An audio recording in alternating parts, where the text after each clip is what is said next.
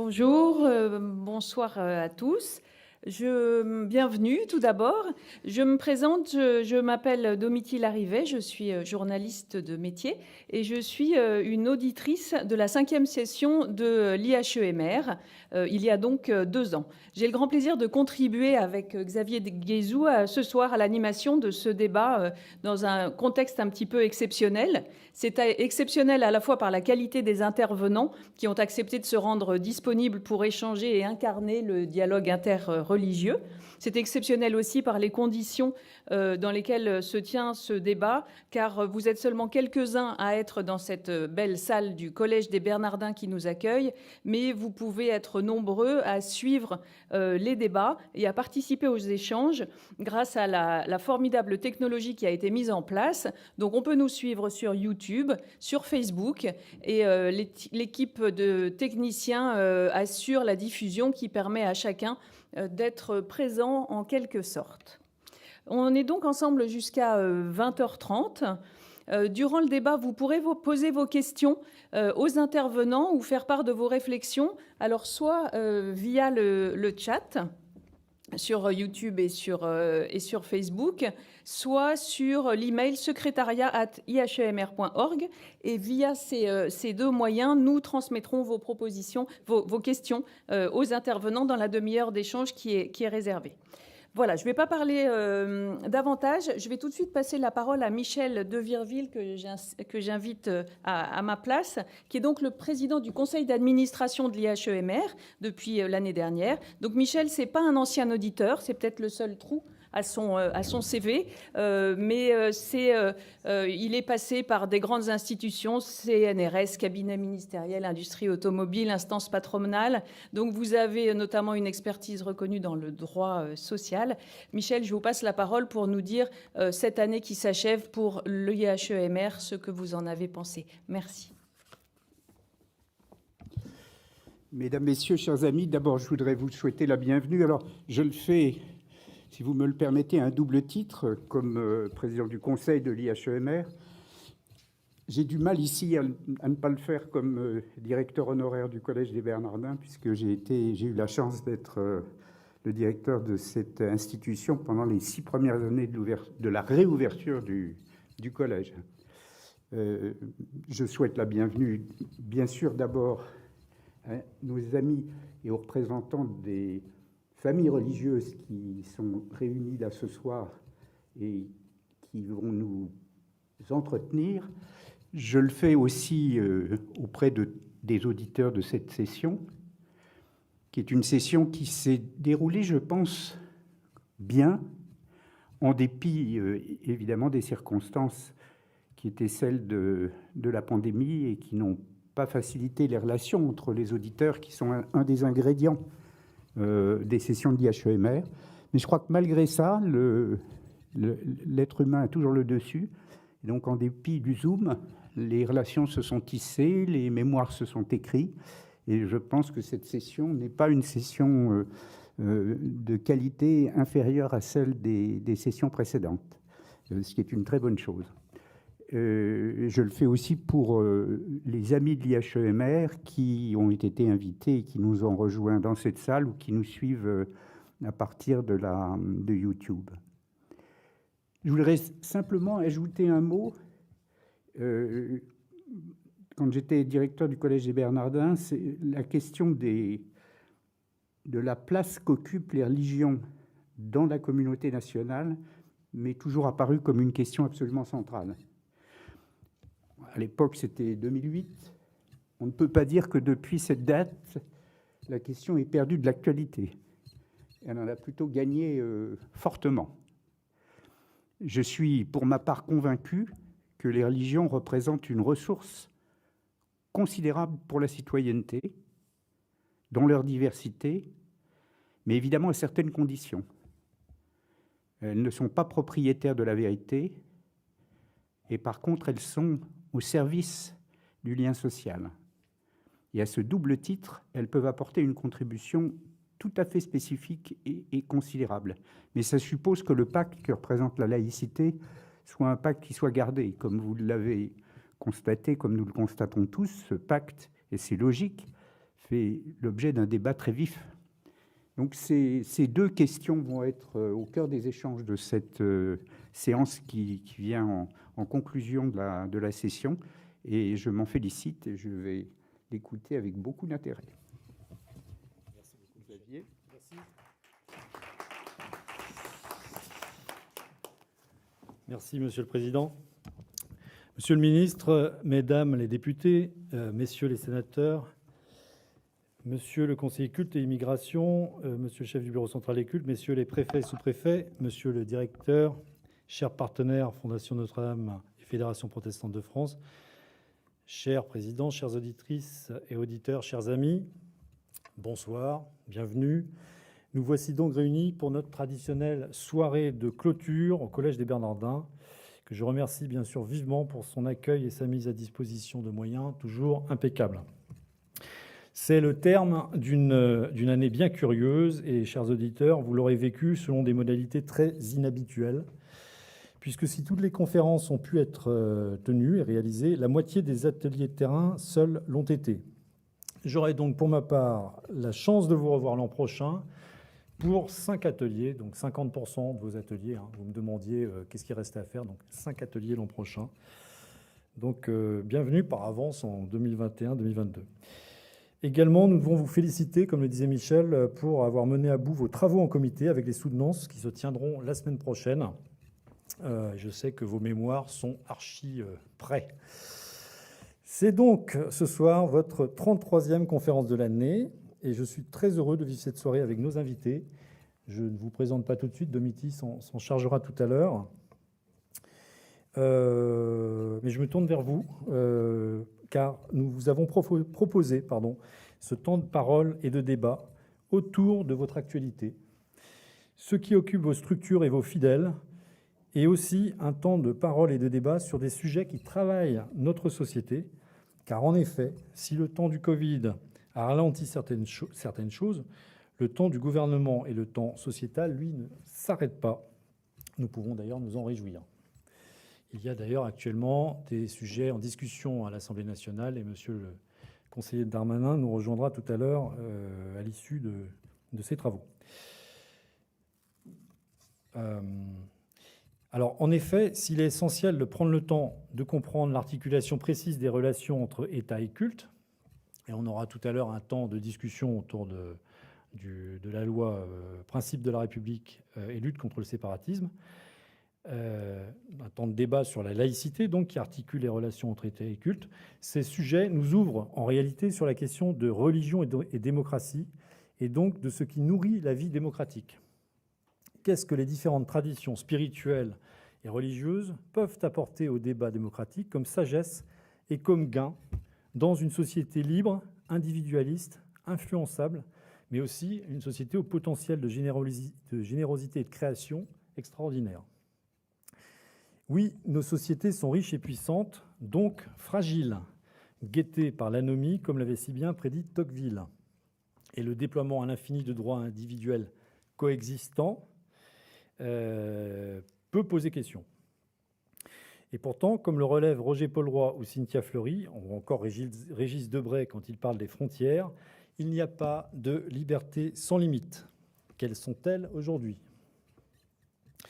Incapables de penser l'histoire et d'apprécier ce que nous avons, car en permanence frustrés de ce que nous aimerions avoir ou croyons que nous aimerions avoir, le plus grand des dangers qui nous guettent n'est-il pas de désespérer de nous-mêmes, de tomber dans l'aquabontisme, fruit du désenchantement, et ce qui se traduirait politiquement en abstention ou en adhésion citoyenne volage au gré d'inputs charismatiques, vite frustrés. Qu'est-ce qui peut donner envie de s'inscrire dans l'histoire, de se battre pour un monde meilleur, de se battre pour tous, pas juste pour soi ou pour une communauté ? Que pouvez-vous apporter au monde comme signe concret d'une invincible espérance, comme exemple et comme ressuscitement d'un désir profond ? Si la vérité rend libre et que la liberté ne va pas sans responsabilité, quelles responsabilités, quelles actions, éventuellement, quelles réformes et évolutions vous sentez-vous ou devez-vous porter au monde pour que nos compatriotes vous voient comme source d'inspiration ? Enfin, qu'est-ce que vous pouvez et devez traduire dans la langue de notre temps pour réchauffer les cœurs loin d'un carcan moral. Mesdames et messieurs, c'est à vous. Merci merci Xavier. La soirée donc est lancée sur ce thème de démocratie, religion et spiritualité. Donc je vais vous présenter les intervenants qui sont sur ce plateau.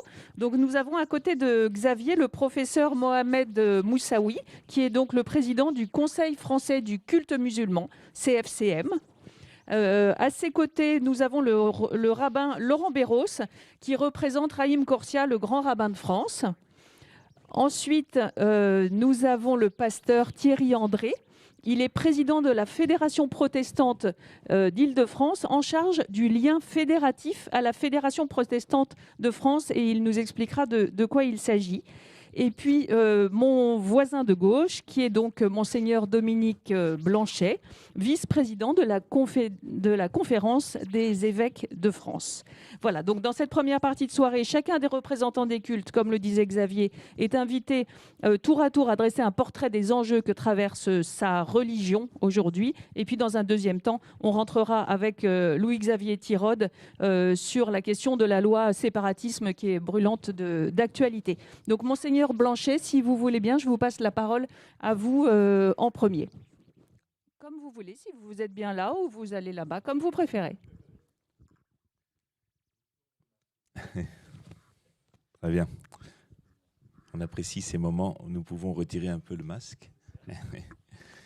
Donc merci beaucoup pour votre invitation et puis votre présentation, cette initiative de cette soirée.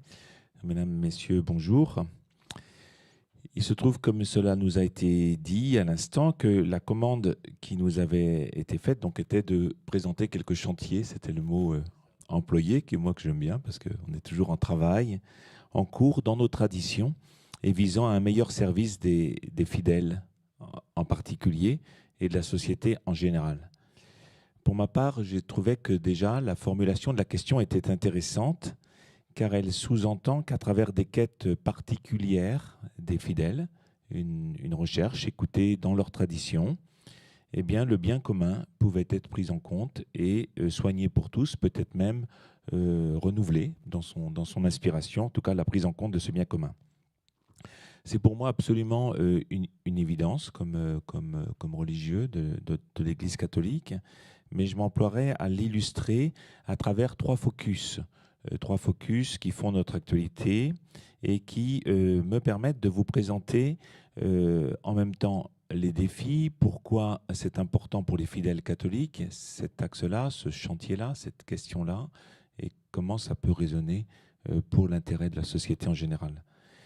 Et au préalable, je vais citer le Concile Vatican II.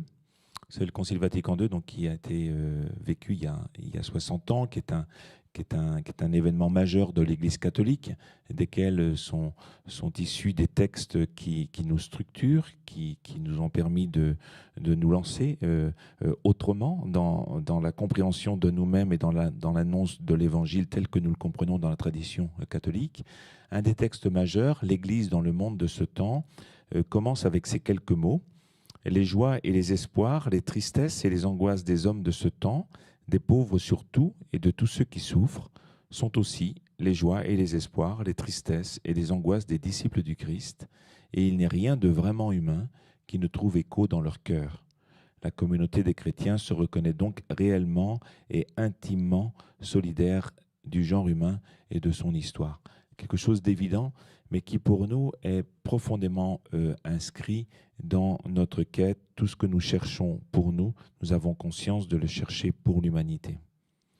Ces considérations qui ouvrent ce texte, donc de Gaudium et Spes, peuvent éclairer ainsi trois chantiers importants de travail sur lesquels travaille actuellement l'Église catholique en France. Je vais vous en présenter comment ces travaux ont été initiés au sein même ou portés par la demande des fidèles dans notre tradition. J'en ai dégagé trois, mais il y en aurait bien d'autres, mais c'est pour illustrer le soin de la maison commune avec toute la réflexion sur la conversion écologique. La conversion écologique est le terme que nous emploierons, nous, de notre côté. La défense de la liberté de culte, la liberté religieuse, et puis la perspective de la fraternité humaine comme chemin de paix. Je commence par le soin de la maison commune. Nous nous rappelons ces mots du président Chirac en 2002, lorsqu'il ouvrait, pour ouvrir son discours devant l'Assemblée plénière du 4e sommet de la Terre à Johannesburg, en Afrique du Sud, où il disait « Notre maison brûle et nous regardons ailleurs ». Ces mots ont été provocants, stimulants pour certains, mais ils ont été peu suivis d'effets au niveau des États et des décisions à prendre en compte s'il y avait à s'ajuster sur ces paroles, notre maison brûle. Et nous savons que les alertes sur notre terre en danger demandent la mobilisation de tous, pas simplement des politiques, mais vraiment l'engagement de tous. Pour nous, Église catholique, il me semble qu'il n'y avait pas vraiment de réveil profond, à part dans certains réseaux militants, avant l'écriture par le pape François du texte qui est déjà bien connu, Laudato Si, en mai 2015. Et ce texte du pape François nous a alertés et a réveillé les communautés catholiques. Donc du coup, de l'intérieur, je dirais, de notre tradition, avec un référentiel commun, mais justement en nous établissant en dialogue avec toutes les personnes qui se préoccupent de notre terre et de cette maison qui brûle. Et la différence, elle est sans doute celle de l'espérance. Je me rappelle d'une parole du pape François dans une homélie, donc en proximité de cette publication d'exhortation. Il disait « Le monde est au bord du suicide, mais je continue d'espérer dans les ressources du cœur de l'homme ». C'est peut-être quelque chose qui nous caractérise devant des défis de cette nature-là, c'est de continuer à espérer dans les ressources du cœur de l'homme en raison de notre foi et bien sûr, du coup, à pouvoir s'engager et de façon pratique dans le combat qui se met devant nous. Nous, évêques de France, nous cherchons depuis 2 ans à éveiller l'ensemble de nos diocèses sur les conversions à engager pour respecter la création et prendre soin, s'il en est encore temps, de notre maison commune. Mais nous savons que nous ne le ferons pas à coup de texte, nous le ferons en mobilisant, en sensibilisant les communautés, non pas à partir d'un parti pris politique ou d'une vision de la société, mais bien nous percevant, nous, dans le rapport au Créateur et le soin à donner à la création. Et ce faisant, nous nous situons en collaboration et en dialogue très profond, fécond, avec de nombreux militants non confessionnels, mais très engagés sur cette question. Et il y a eu beaucoup d'invités à notre Assemblée des évêques à Lourdes qui n'étaient pas là en raison de leur conviction, de leur proximité avec l'Église catholique, mais en raison de la pertinence de leur réflexion sur cette question. Et concrètement, alors on peut se demander si concrètement ça change quelque chose. Concrètement, nous avons ici et là, moi je constate, je suis nouvel évêque de Créteil, je vois dans de nombreuses paroisses des démarches qui s'engagent portées par le réseau Église verte que nous portons ensemble, les églises chrétiennes. Et avec des initiatives très simples, mais en même temps qui peuvent être très porteuses de fruits, avec une conversion qui s'engage dans nos process, dans notre sensibilisation au sein de nos communautés. Un deuxième exemple, où je dirais à partir de notre tradition et comment nous venons toucher le bien de la société en général, vraiment très humblement, mais simplement parce qu'il y va aussi de notre dignité, de notre façon de nous comprendre, c'est la défense bien sûr de la liberté religieuse, la défense du droit de culte comme une liberté fondamentale dans notre pays. Alors, il y aurait ici beaucoup à dire. Nous savons bien, ça va être repris tout à l'heure abondamment, en raison de l'actualité, que ce soit au travers du projet de loi dont nous allons parler tout à l'heure, ou au travers du recours nécessaire au Conseil d'État pour permettre le maintien du culte de la même façon que les autres activités essentielles dans notre pays il y a quelques mois, ou que ce soit au travers des aumôneries de jeunes qui peinent à se faire reconnaître avec leurs droits dans les universités à cause d'une conception parfois erronée de la laïcité. Depuis plus d'une dizaine d'années, la Conférence des évêques de France est alertée sur les discriminations dont les groupes et aumôneries catholiques, peut-être c'est aussi l'effet d'autres confessions, font de plus en plus l'objet au sein de certaines universités et grandes écoles. Et reviennent notamment les refus ou la non-reconnaissance d'associations et les interdictions d'affichage, d'information aux étudiants, de participation au forum des associations, de réunions ou de conférences, d'accès à des locaux. Et dans la plupart des cas, les règlements intérieurs ou les réponses administratives de ces établissements d'enseignement supérieur transposent en fait immédiatement aux usagers du service public que sont les étudiants la neutralité à laquelle seuls les agents du service public sont tenus. Donc, défendant cette liberté d'expression, cette liberté de parole, nous avons conscience de le faire pour le bien de tous, pour la liberté d'expression de tous au sein des universités.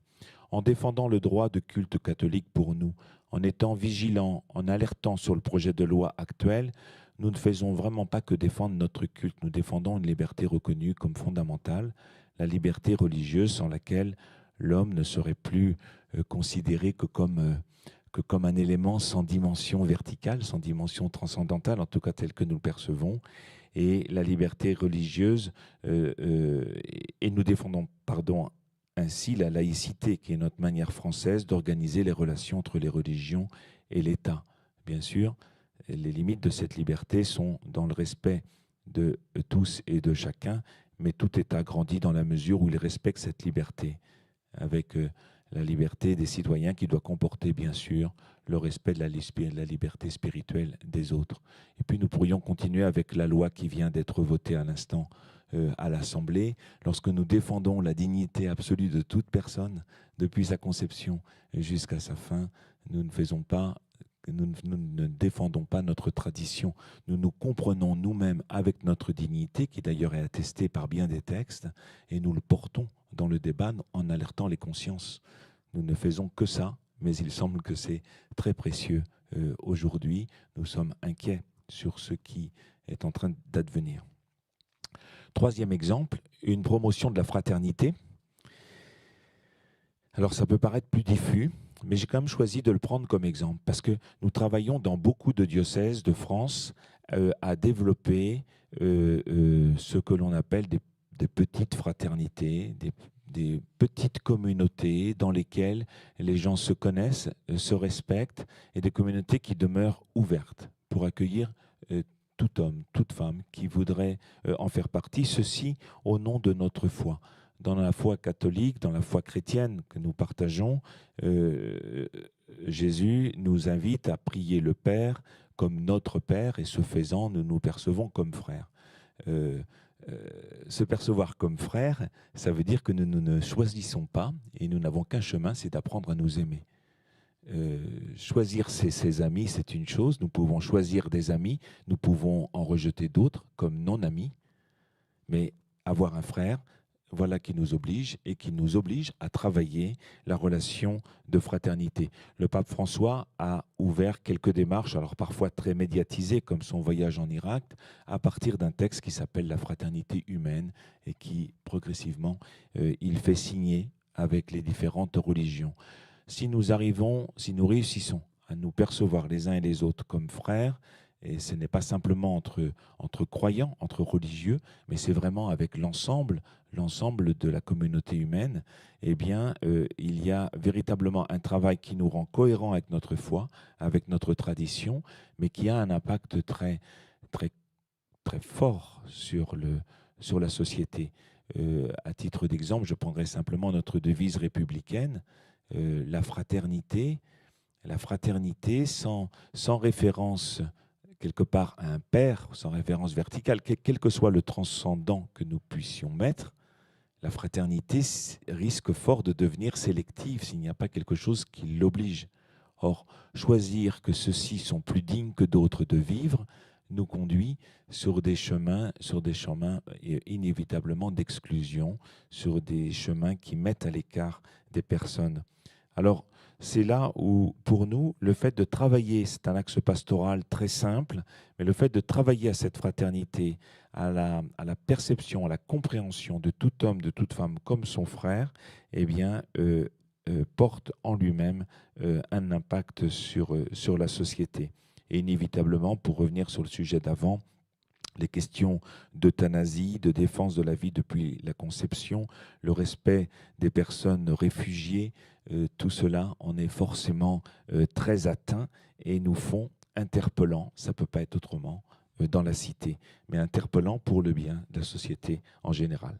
Voilà, je termine là pour ne pas consommer au-delà de mon temps. Merci. Merci beaucoup, Monseigneur Dominique Blanchet. Donc, la planète, la liberté religieuse et la fraternité.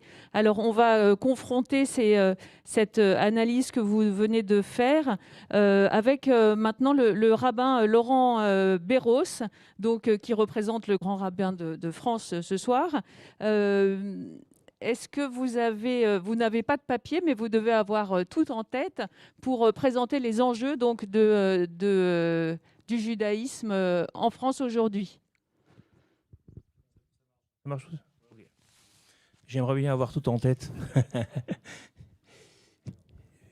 D'abord, merci de nous avoir invités, merci de nous écouter. C'est pas facile d'écouter aujourd'hui. C'est un des problèmes de la société, justement. Le cloisonnement de la société provient essentiellement du fait que chacun veut s'écouter et on n'est plus capable d'écouter les autres. C'est ce qui fait l'abstention de la dernière élection. Et ce problème national est un problème dans le microcosme des religions. Eh bien, on retrouve un petit peu cette problématique qui nous inquiète. C'est celle du retranchement de l'isolement par affinité, par passion, par croyance parfois. Des gens vont se regrouper parce qu'ils croient, parce qu'ils ne croient pas beaucoup, parce qu'ils croient, parce qu'ils sont sceptiques par la croyance, par affinité des fois. Et c'est inquiétant parce qu'une société qui ne se parle plus est une société qui peut mourir. La richesse d'une société, c'est l'échange, c'est l'acceptation de l'autre, même lorsqu'on n'est pas d'accord. Et aujourd'hui, on voit bien qu'on s'est énormément durci. Regardez l'échec de l'équipe de France. Hier, c'était nos héros. Aujourd'hui, ce sont les derniers des Mohicans. Je veux dire, on n'est pas capable d'avoir une pensée mesurée. Et accepter un échec, c'est pas forcément jeter l'anathème sur l'autre. Et donc, c'est un vrai problème. Et ce problème-là est une réalité dans notre communauté. Nous essayons, à travers des grands rassemblements, par thématique, mais en essayant de rassembler la communauté pour ce qu'elle est, pour l'autre, parce que ce qui est important, c'est d'abord d'être avec l'autre. La chance que nous avons eue à travers ce que nous avons vécu cette dernière année avec le Covid, c'est l'isolement. Nous étions une société qui commençait un petit peu à s'isoler et on se complaisait dans l'isolement de la pensée. Et puis le Covid est arrivé, on s'est rendu compte combien il était important de pouvoir échanger, discuter, même avec celui avec qui on n'échangeait plus.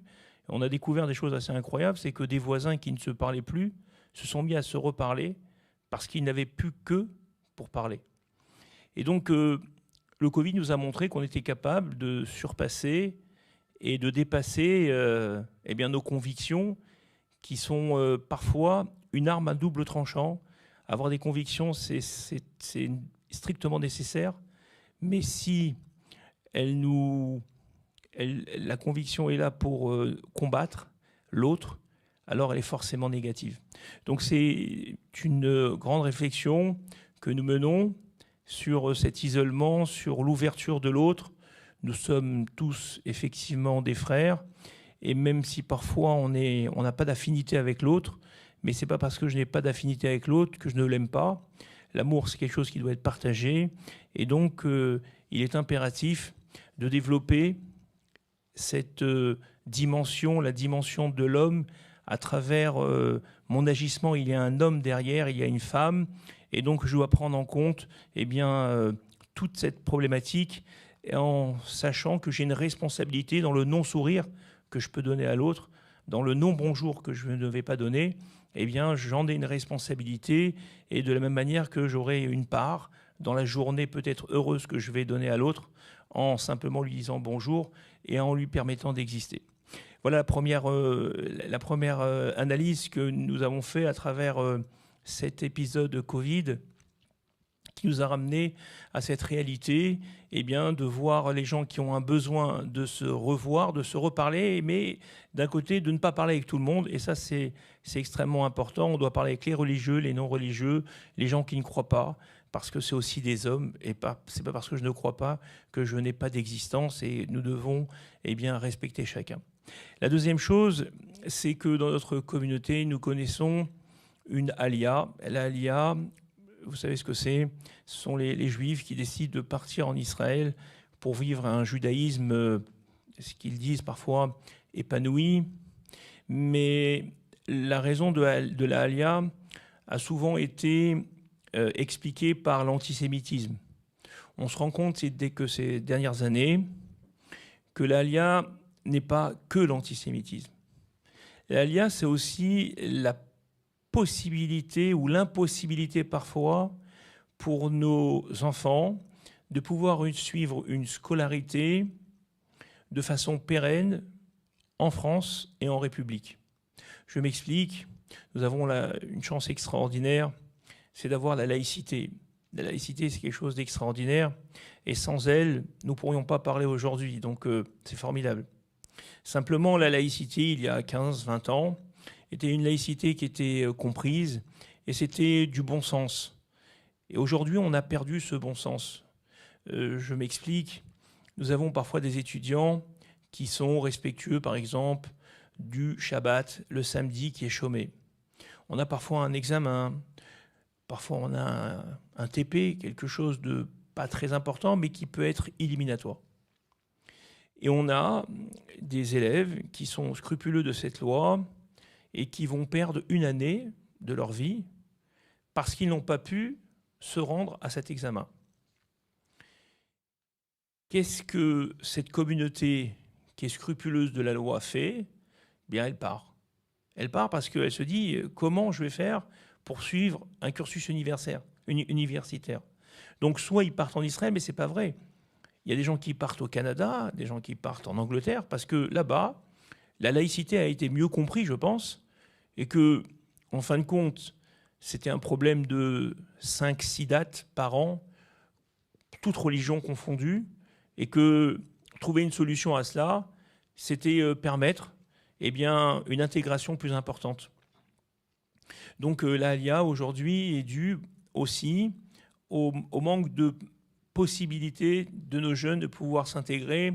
J'ai moi-même des filles qui ont fait des études supérieures en mathématiques et elles ont dû, alors qu'on habite en région parisienne, elles ont dû s'excentrer, une à Besançon, l'autre à Marseille, parce qu'elles ont choisi l'université non pas en fonction de sa note, non pas en fonction de ce qu'elles allaient pouvoir extraire comme bonus, mais tout simplement dans des universités où on accepte ces lois-là, où effectivement il n'y a pas le samedi de TP, que lorsqu'il y a une grande fête, on sait qu'il n'y aura pas d'examen. Et donc aujourd'hui, on est obligé de choisir. Donc pas tout le monde fait ce choix. Et donc c'est un des gros chantiers aujourd'hui qui nous interpelle, bien entendu, sur la liberté en fin de compte de culte. On a cette liberté de culte, grâce à Dieu. Aujourd'hui, on peut vivre son judaïsme, et toute religion aujourd'hui peut vivre pleinement sa religion, et ça c'est formidable. Et donc il faut simplement quelques adaptations, et encore une fois je pense que la laïcité qui a du bon sens, c'est ce qu'on a peut-être perdu, mais c'est ce que je disais en préambule, on s'est un petit peu renfermé, on s'est tous renfermés, et le renfermement de la société est un danger. Donc je pense qu'il faut de nouveau pouvoir s'écouter, se parler, se comprendre surtout. Parce que si on ne se comprend pas, si on ne comprend pas la problématique de l'autre, on ne pourra jamais se mettre à sa place. Donc c'est un grand chantier qui fait partie des grandes problématiques. Et puis on voit bien qu'il y a des résurgences de problèmes sociétals, comme la circoncision par exemple, et qui est un acte fondateur dans le judaïsme, qui est aujourd'hui remis en question en Europe, où dans certains pays européens, on ne peut plus, ou certaines villes même, on ne peut plus donc exercer en Europe la circoncision. Il y a eu l'abattage rituel, qui a été aussi pour nous quelque chose d'extrêmement important, puisque se retrouver tout d'un coup sans abattage est un vrai problème. Donc vous voyez, ces problèmes de société dont on parle, alors bien entendu, il y a le problème de l'écologie, il y a le problème de tout ce qu'on connaît, mais encore une fois, la souffrance animale est quelque chose qui est bien connu dans le judaïsme, et la défense du monde animal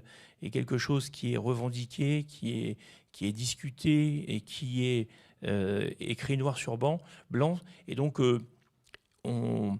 il est important de savoir que ce n'est pas parce qu'on a une pratique qui s'appelle l'abattage rituel qu'on n'aime pas les animaux. Bien au contraire, on n'est pas là pour vous faire, mais je pourrais faire une conférence de 2 heures sur l'importance du monde de la souffrance animale et de l'importance que les animaux ont dans le judaïsme. Voilà donc pour ces 2 petits points. Il y avait encore d'autres petits points, mais on y reviendra peut-être plus tard. Dans les questions, oui, tout à fait. Merci, monsieur le rabbin. Merci beaucoup. Je vais passer maintenant la parole au professeur Mohamed Moussaoui, donc, qui est président du Conseil français du culte musulman. Vous avez dit quelque chose de très fort, rabbin Laurent Béros. Vous avez dit les convictions, c'est parfois une arme à double tranchant. C'est très fort et je pense que ça peut amener à réfléchir aussi dans cette assemblée. Je vous passe la parole pour peut-être des paroles plus enthousiastes, plus positives, on va dire. Professeur Mohamed Moussaoui. Merci pour l'invitation, Monsieur le Président. Je suis honoré évidemment de participer à cette rencontre.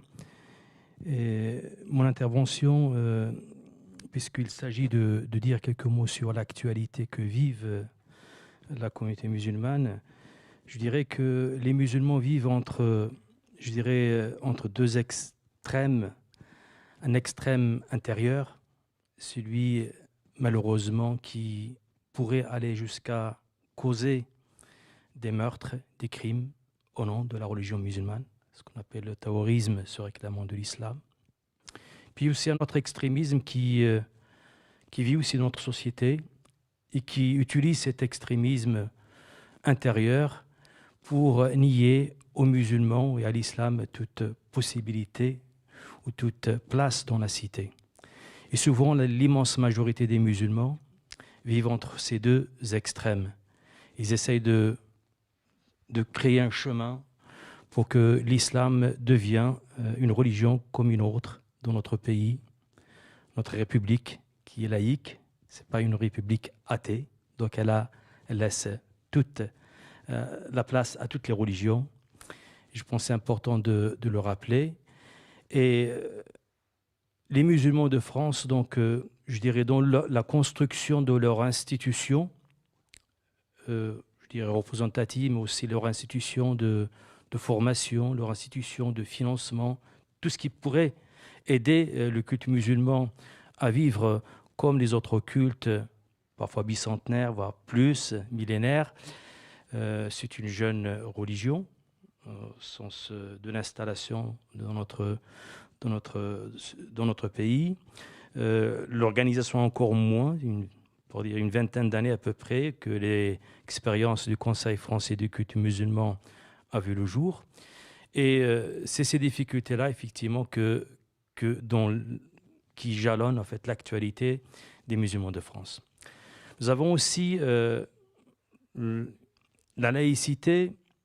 On ne peut pas parler de culte sans laïcité, mais nous assistons aujourd'hui aussi à la résurgence d'un combat que nous pensions en fait passé, mais si on regarde l'histoire de notre pays, je pense que ce combat n'a jamais été dans le passé. Il y a toujours 2 visions de la laïcité. Une qui est celle des fondateurs, celle Jaurès, Aristide Briand et d'autres, celle de la loi 1905, loi libérale, et puis ceux qui, à l'époque, déjà, avaient une autre vision de la laïcité, l'effacement des religions dans l'espace public, l'invisibilité de la religion dans l'espace public. Et nous vivons aussi, je dirais, parfois il y a ce combat qui existe. Je salue, je vois le président Bianco, observateur de la laïcité, si je ne me trompe pas. Et tout à fait. Malheureusement, le masque ne permet. Et je pense que nous avons assisté à une bataille, il faut le dire, pas l'actualité, entre ces deux visions de la laïcité et qui, je dirais, a accusé injustement l'Observatoire de la laïcité d'avoir bradé la laïcité alors qu'il ne faisait que rappeler et réaffirmer les principes de la laïcité telle qu'elle est dans notre corpus juridique et notre constitution.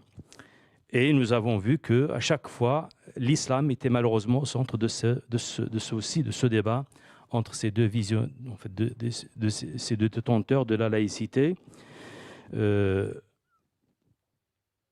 Alors, évidemment, cette difficulté s'ajoute, comme je le disais tout à l'heure, à la construction de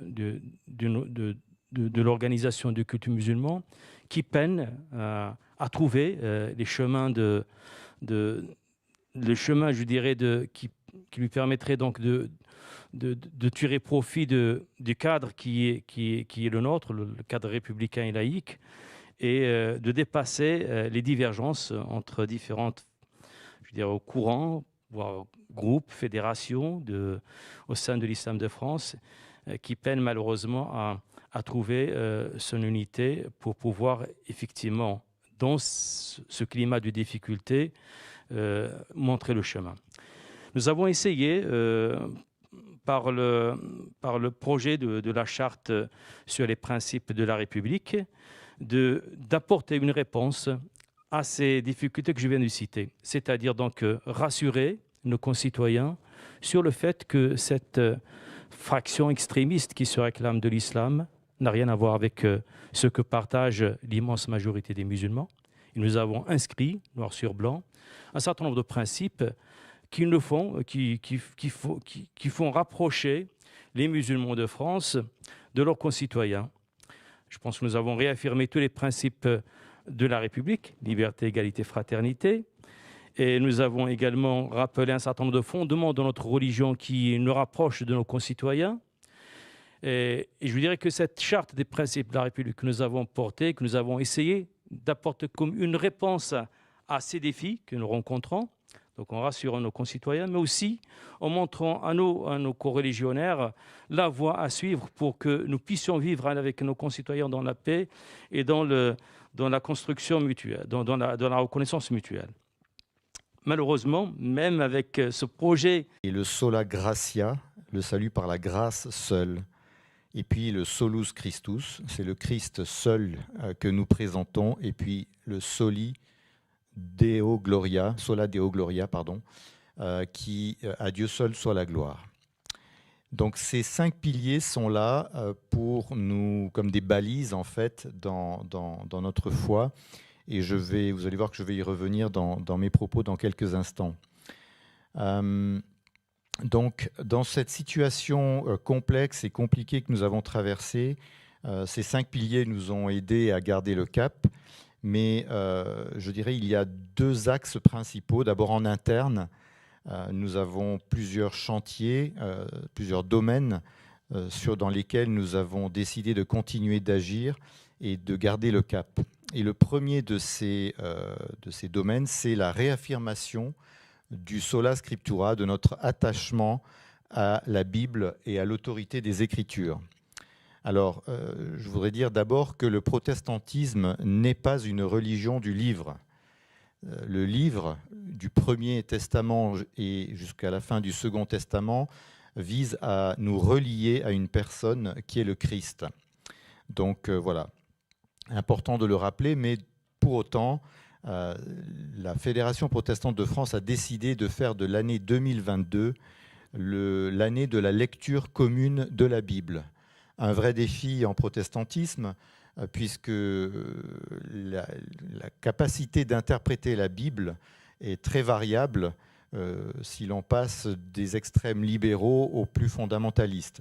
Donc c'est un challenge, pour le dire en anglais, que se fixe la Fédération protestante de France de faire de l'année 2022 une année de lecture commune de la Bible. Cette année 2022 a été lancée par une conférence remarquable de la professeure Elisabeth Parmentier lors de l'Assemblée générale de la Fédération en janvier dernier, que vous pouvez retrouver sur la chaîne YouTube de la Fédération protestante de France. Et cette conférence était intitulée « Lire la Bible ensemble, un enjeu d'unité ». Et puis, il y a une association qui s'est mise en place il y a 2 ans, je crois, qui s'appelle les Rendez-vous de la pensée protestante. Et c'est une association qui vise à rassembler des théologiens protestants des différentes sensibilités, aussi bien luthéro-réformés qu'évangéliques et qu'adventistes. Et l'objectif, c'est d'échanger théologiquement, de remettre en route les fameuses disputatio théologiques, et d'exprimer clairement nos différences d'interprétation sur le texte biblique. Donc la dernière rencontre de ces rendez-vous de la pensée protestante a eu lieu à la faculté de théologie adventiste du Salève, près de Genève, le week-end dernier. Donc vous voyez, c'est tout récent. Et puis ces rendez-vous de la pensée protestante s'élargissent maintenant pas seulement à des instituts de théologie de français, mais francophones. Le deuxième axe en interne sur lequel la Fédération protestante continue de travailler, c'est la poursuite des conversations, des échanges entre les 2 grands blocs principaux de la Fédération protestante, que sont les luthéro-réformés et les évangéliques de l'autre côté. Sachant qu'au sein même de ces 2 grands blocs, il y a une très grande diversité et qu'on ne peut pas affirmer les évangéliques sont comme ça ou les luthéro-réformés sont comme ça. Donc ce travail-là, c'est le lien fédératif que j'incarne, puisque je suis depuis 2 ans chargé de mission à la Fédération protestante de France pour faire une analyse approfondie de ces liens qui nous unissent en tant que protestants sur l'ensemble du territoire, et puis de développer des pôles fédératifs, c'est-à-dire des espaces de rencontre dans des centres urbains, dans des régions, pour faire se rencontrer les protestants présents sur ces territoires. Et donc c'est pour ça que je préside le pôle Île-de-France de la Fédération protestante de France depuis maintenant 2 ans. Le troisième axe en interne, c'est la dimension de plus en plus multiculturelle de la FPF. C'est-à-dire que depuis pas mal d'années maintenant, nous sommes confrontés à la réalité d'un afflux de croyants issus de la migration. C'est-à-dire que finalement, quelque part, il ne s'agit pas d'un juste retour des choses. Nous avons envoyé dans les siècles derniers des missionnaires en Afrique, aux Antilles et ailleurs dans le monde. Et ces personnes-là, ces populations qui ont été évangélisées, nous reviennent ici en France avec une foi chevillée au corps, avec une pratique religieuse importante. Et les défis auxquels nous sommes confrontés, c'est qu'il y a un risque, c'est que ces églises, ces croyants issus de la migration se retrouvent en communauté, par pays, par ethnie, par région. Et c'est pour ça qu'on trouve des églises extrêmement diverses, parfois pas toutes identifiées, même par la FPF, et c'est un travail que nous essayons de faire, d'identifier ces différentes communautés protestantes. Mais ces croyants issus de la migration sont aussi venus dans nos paroisses locales qui sont confrontés depuis quelques années à une coloration forte, en fait, par le fait que ces croyants issus de la migration prennent de plus en plus de présence physique dans nos paroisses et commencent à intégrer les conseils paroissiaux, etc. Donc c'est une réalité sur laquelle nous sommes vigilants et sur laquelle nous travaillons aussi pour voir comment intégrer ces réalités au sein de la Fédération protestante de France. Sachant qu'il y a 2 points de vigilance particuliers, c'est un risque d'ethnicisation de nos églises ou de nos paroisses, et puis aussi parfois des dérives sectaires, par l'adoption de théologie ou de théologie parfois un peu borderline. Est-ce qu'on peut se poser la question, est-ce qu'on ne présente pas finalement un évangile dans certaines de ces communautés, un évangile du développement personnel ou un évangile de la prospérité, de la réussite matérielle pour l'enrichissement personnel? Donc voilà, il y a des points de vigilance sur lesquels nous sommes attentifs. Donc ça, c'est pour le domaine de l'interne à la Fédération protestante, donc la réaffirmation de l'attachement à la Bible, à l'autorité des Écritures, la poursuite des échanges, des relations entre les protestants de la Fédération, et puis la dimension de plus en plus multiculturelle donc, de la FPF. Maintenant, en externe, vers l'extérieur, il y a 4 plans, le plan juridique et législatif, et la Fédération protestante, comme vous le savez, a été très présente dans la discussion, les échanges concernant le projet de loi confortant les principes républicains, avec la mise en place et la parution d'un plaidoyer qui s'intitule « Le protestantisme alerte et conteste ». Donc, que vous trouvez... revenir voilà, juste après. c'est ça, je ne vais pas aller plus loin dans le détail, mais donc ça me fait aussi parler d'une commission de la FPF, qui est la commission droit et liberté religieuse. Le deuxième domaine, c'est en externe, c'est sur le plan caritatif, l'engagement de nombreuses institutions et associations protestantes. Je vais citer les principales, les diaconesses de Reuilly, de Strasbourg, la fondation John Bost, qui dès 1848 a proposé, à l'initiative du pasteur Jean-Antoine Bost, une structure pour les personnes en marge de la société, pour les enfants en situation de handicap, etc. Donc déjà en 1848. Puis l'Armée du Salut aussi, la CIMAD, la Fédération de l'entraide protestante. Donc voilà, toutes ces œuvres qui sont engagées au quotidien sur le plan social pour faire avancer, pour aider, pour être des sources de provision, de bénédiction pour notre société. Et j'étais la semaine dernière à Toulouse, juste pour vous donner un exemple, une petite entraide protestante issue d'une paroisse réformée de Toulouse, qui jusqu'à il y a 10 ans gérait une association qui distribuait des vêtements et un peu de nourriture, se retrouve aujourd'hui à gérer un budget de plus de 21 millions d'euros. Parce qu'ils se sont mis à héberger une famille.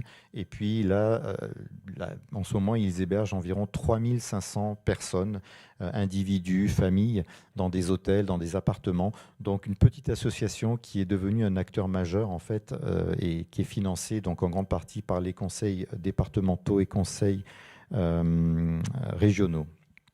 Ensuite, sur le plan interreligieux, comme cela a été dit déjà ici, un fort engagement dans la conférence des responsables de culte en France, notamment pendant la pandémie, avec un resserrement des liens, des échanges et des partages entre les différentes confessions présentées ici, et avec une cérémonie des vœux de la Fédération protestante en janvier dernier, où les représentants des cultes étaient présents, et vous pourrez trouver aussi sur la chaîne YouTube de la Fédération protestante la retransmission, l'enregistrement de ces vœux de la Fédération.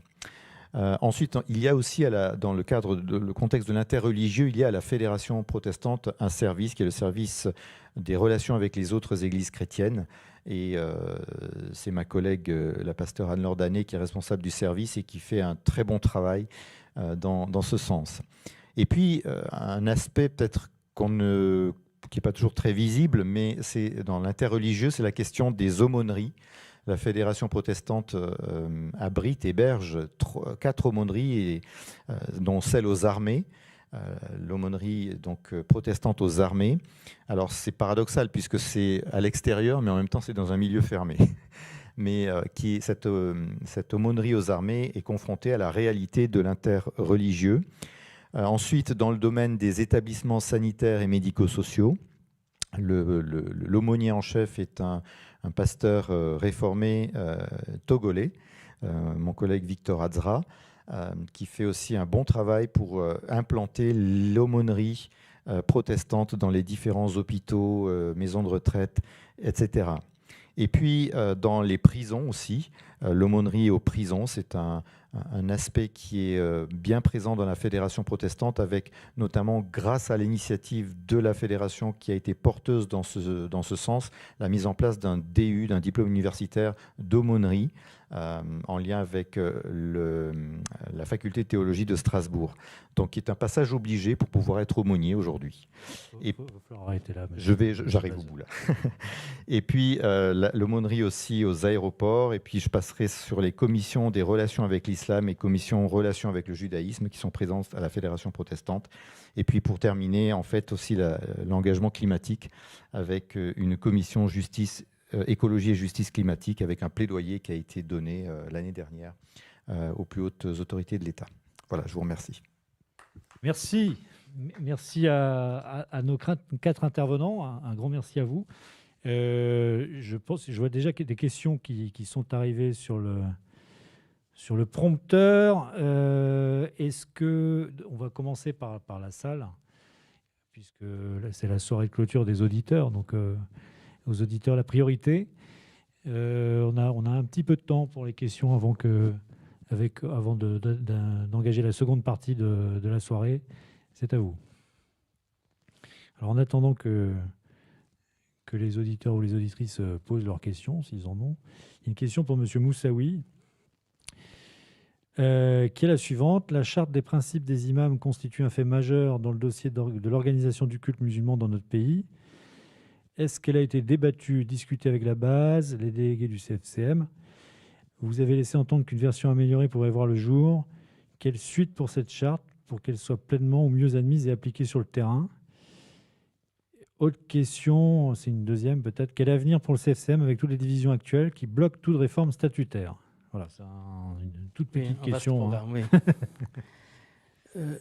La charte des principes pour l'islam de France, qui ne concerne d'ailleurs pas que les imams, parce qu'en fait c'est une charte qui annonce un certain nombre de principes, dont le plus important c'est la compatibilité des principes de la République avec les principes qui fondent notre foi musulmane. De ce point de vue, effectivement, nous avons essayé par ce document de rappeler les aspects de cette compatibilité.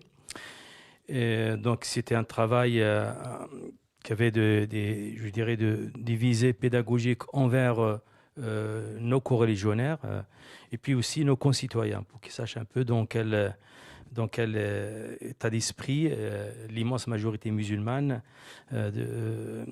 évolue. Cette charte, elle était prévue qu'elle soit discutée au niveau local, puisque les présidents des fédérations l'ont portée. Certaines fédérations ont organisé des rencontres au niveau local. C'est le cas de ma fédération, par exemple, où le texte a été discuté. En tout cas, il y a eu des échanges nombreux. Puis d'autres aussi, fédérations qui l'ont fait. Mais nous souhaitions effectivement le partager d'une façon beaucoup plus large avec l'ensemble des acteurs locaux. Il se trouve que, et je pense que ça fait le lien avec la deuxième question, il se trouve que malheureusement l'organisation du culte musulman, et c'est un constat que nous faisons tous ensemble aujourd'hui, se base sur il y a une structure nationale, puis des structures régionales, souvent très éloignées des acteurs locaux. C'est le constat qui est fait aujourd'hui.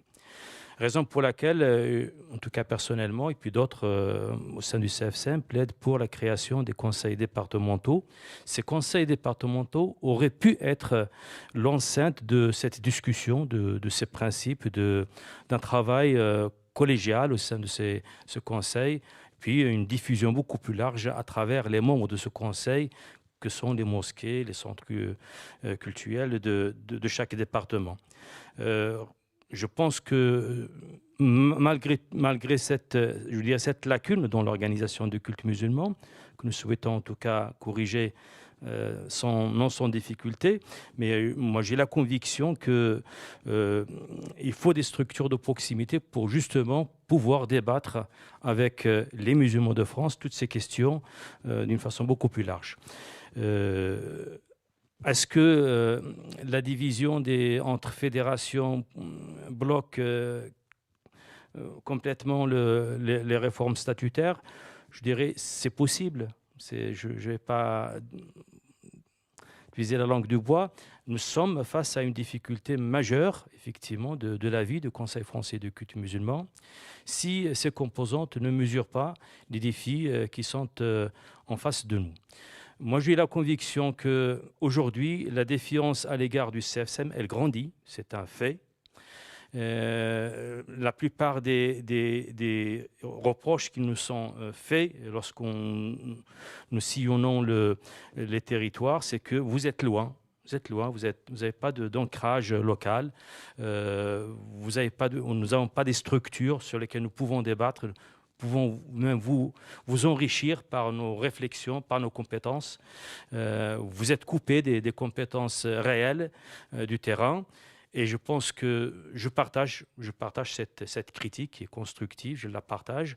Et j'espère que les composants du CFSM mesurent l'importance de cette critique et de cette remarque qui est faite. Parce qu'en réalité, le culte musulman, c'est un culte de proximité et il ne peut que s'organiser que dans la proximité. La hiérarchisation du national vers le bas, c'est difficilement applicable au culte musulman. D'autres cultes l'ont fait, et à merveille, si j'ose dire. Je parle sous le contrôle de l'Église catholique, mais ça n'est pas le cas de l'islam de France. Je pense que l'islam de France, il a besoin de ce contact avec la base et pour faire remonter les idées. Et je pense même pour la diffusion aussi, pour permettre de mettre en œuvre toutes les décisions qui sont prises au niveau national, nous avons besoin de relais, et de nombreux relais. Pas de relais lointains. Voilà, c'est ce que je pourrais dire sur cette question. Vous êtes très favorable à ce qui se passe sur le plan départemental. Alors, les assises de l'islam départemental qui se font dans tous les départements maintenant. Tout à fait. Je pense que la départementalisation, c'est un objectif partagé par de nombreuses composantes du Conseil français de culte musulman, mais également des musulmans tout court, les responsables locaux, et puis les pouvoirs publics aussi. Le président de la République, le ministre de l'Intérieur, le Premier ministre, beaucoup d'hommes politiques l'ont clairement dit que nous avons besoin de cet échelon qui est le mieux adapté au culte musulman. Deux petites questions, une qui vont être un peu provocatrices. Une pour vous, Monsieur Moussaoui, et une pour Monseigneur Blanchet. Est-ce que, pour Monsieur Moussaoui, dire que la loi de la République est supérieure à la loi de Dieu est vraiment laïque? Première question. Une deuxième question pour Monseigneur Blanchet. Vous avez très bellement, parfaitement décrit l'importance du frère qui oblige dans la relation avec la verticalité au père. Et on comprend bien l'articulation de tout ça et l'humanité qu'il y a derrière. Alors, je joue un peu, je pense évidemment que vous englobez la partie féminine de l'humanité quand vous parlez de frère et de père, mais néanmoins, ce sont des termes masculins. Donc, je vous mets le pavé sur la table. Quid du chantier ou des chantiers, s'il en est, concernant l'égalité et l'équité homme-femme au sein de l'Église catholique? On sait que c'est quelque chose qui est pas forcément évident au sein de l'Église. Donc, est-ce que peut-être vous pourriez nous en dire quelques mots? Monsieur Moussaoui. Oui, concernant la loi, je pense que la loi, d'abord, elle est faite pour être appliquée à tout le monde, de façon égale, avec égalité. En fait, l'égalité devant la loi est un principe fondamental. Donc la loi, elle est faite pour être appliquée à tout le monde. Quelles que soient nos convictions religieuses, philosophiques, une fois la loi est votée, elle devient la loi de tous et elle est opposable à tous. Après, les convictions, qu'elles soient religieuses, même politiques, peuvent toujours exister, tout en acceptant la loi. Je prends le député qui va débattre au sein de l'Assemblée nationale et qui va dire tout le mal qu'il pense d'un projet de loi, dire discriminatoire, inique, etc. Il va utiliser tous les adjectifs négatifs, mais une fois la loi est appliquée, est votée, lui est appliquée. Mais il ne va pas dire pour autant que la loi votée elle est supérieure à sa conviction. Il reste convaincu que ce qu'il pensait être sa conviction et ce qu'il pensait être le bien pour la société, il va le garder pour lui, mais il ne va pas l'imposer, puisque c'est la loi qui s'applique à tout le monde. Et je dirais aussi une deuxième réflexion, c'est que là, on parle de deux registres complètement différents. Je pense qu'il y a le registre de de la loi, le domaine dans lequel la loi elle s'applique aux lois. Donc, je veux dire, c'est le sens même d'une vie en collectivité, c'est d'accepter les lois qui ont été votées par la collectivité et faire sienne cette loi en termes d'application, tout en continuant à avoir ses convictions. Et le fait d'avoir des convictions religieuses, de penser que la vision que ma religion sur, par exemple, sur, je sais pas, sur l'euthanasie, sur l'avortement, sur la PMA, sur d'autres sujets, il y a des lois, il y a une loi qui vient d'être votée, comme le rappelait à juste titre tout à l'heure. Il y a des lois peut-être qui peuvent heurter les religions dans leurs convictions, mais une chose est claire, c'est que les religions ont accepté le principe que dans un État laïque, c'est la loi de la République qui s'applique et non pas les normes religieuses des religions. C'est le sens même de la séparation de l'État. Et je pense que les croyants, ils se sont habitués et je pense qu'ils l'acceptent parce que ça fait une protection pour tout le monde. Autrement, si on acceptait qu'une religion prenne le dessus sur les autres, on ne sera plus dans un système laïque. Merci, M. Boussaoui. Monseigneur Blanchet. Et puis ensuite, on va passer à la deuxième partie du débat. Simplement, peut-être pour réagir à la parole que vient de donner M. Moussaoui, puis je crois pour aller dans son sens. Du coup, je pense que comme religion, on va être attentif à bien veiller à ce qu'il y ait toujours la liberté de conscience qui puisse être possible. Ça va être ça notre combat, en quelque sorte, puisque le légal n'est pas forcément moral au niveau de la conscience. Sur la question que vous me posiez, c'est pas provoquant. Effectivement, c'est une question. Alors, je suis à côté de mon frère, le pasteur André. On est très différents du coup à ce niveau-là, au niveau des ministres, au niveau de ceux qui ont des responsabilités. Pour l'Église catholique, il y a un élément de tradition. Ce serait trop long, je pense, à expliquer, mais je pourrais m'y rendre disponible s'il y avait des questions en ce sens, qui font que ce sont des hommes qui sont ordonnés, prêtres, diacres, voilà. Et ceci a un effet particulier qui est que lorsque dans les célébrations, qui sont quand même les moments majeurs en fait de rassemblement, eh bien nous ne voyons que des hommes, un peu aux commandes, quoi. Dans le cœur, ce ne sont que des hommes. Alors que dans la réalité, il y a beaucoup de femmes avec des responsabilités très importantes. Ce matin, par exemple, j'ai passé la matinée avec les laïcs en mission ecclésiale de mon diocèse. Il y avait une trentaine de femmes, toutes en responsabilité. Et d'ailleurs, il y avait assez peu d'hommes. L'expérience que nous avons dans la conduite, dans la gouvernance, est plutôt une expérience où nous apprécions d'être hommes et femmes ensemble. Mais l'expérience cultuelle, et donc de conduite, puisqu'il y a une responsabilité sur les prêtres, fait que nous donnons à voir une communauté très conduite par les hommes, ce qui n'est pas tout à fait la réalité. Mais on va travailler à donner à voir. Je pense que le pape François, lorsqu'il a créé un motu proprio pour permettre aux femmes de faire la lecture, ça peut paraître très anodin, d'être lectrice. Je pense qu'il y a quelque chose de cet ordre-là, c'est-à-dire que de pouvoir féminiser un peu le cœur. C'est en cours, on va dire, c'est en chemin. Merci. Vous soyez libre ensuite de réagir sur les propos des uns et des autres qu'il y a eu. Je propose maintenant si M. Rouchous en est d'accord, je propose qu'on passe au deuxième temps. Est-ce que M. Tirone, étant manifestement encore coincé à l'Assemblée nationale, est-ce que M. Rouchous, vous seriez d'accord, au pied levé, pour, en 3 à 5 minutes, représenter l'intention du projet de loi principe de la République et lutte contre le séparatisme, l'intention du projet de loi et comment, du coup, il s'est incarné. Est-ce que ça vous serait possible ? Et ensuite, temps de réaction et de discussion avec la salle. Vous pouvez nous faire l'amabilité de venir au pupitre. Je vous laisse la parole. Merci infiniment. Donc, Monsieur Rouchous, j'ai plus le micro, si. Chef du bureau central des cultes du ministère de l'Intérieur. Merci, Monsieur Rouchous. Merci beaucoup. On dit que les absents ont tort, mais j'ai l'impression que c'est le présent qui a tort.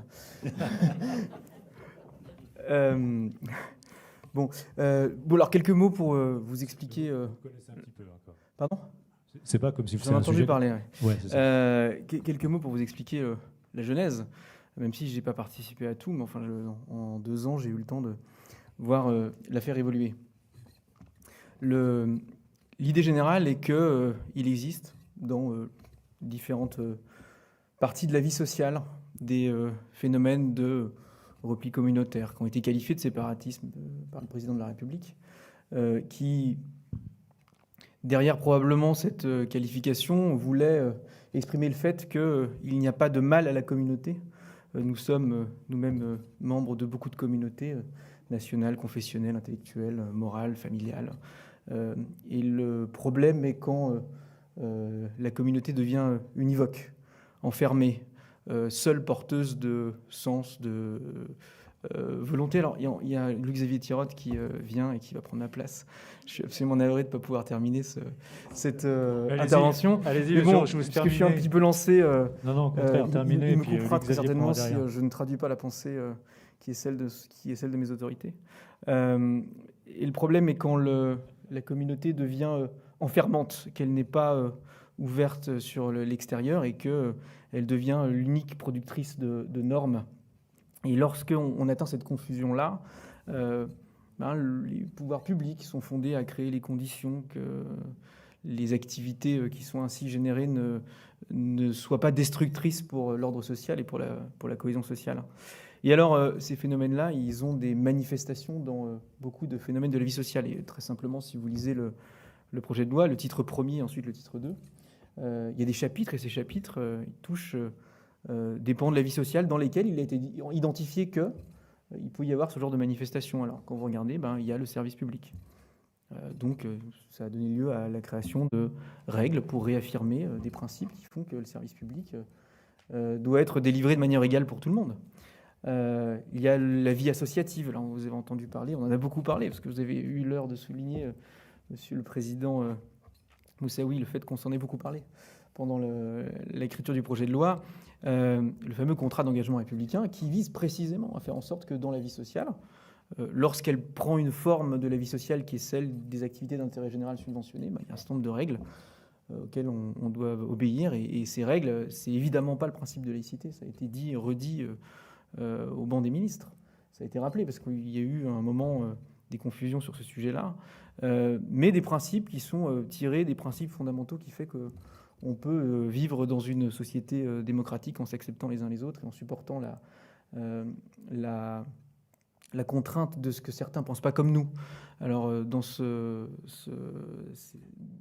contrat d'engagement républicain qui est en discussion, il y a des éléments comme la liberté de conscience, qui sont des éléments fondamentaux qui participent du principe de laïcité, mais qui ne sont pas le principe de laïcité dans sa dimension notamment de neutralité.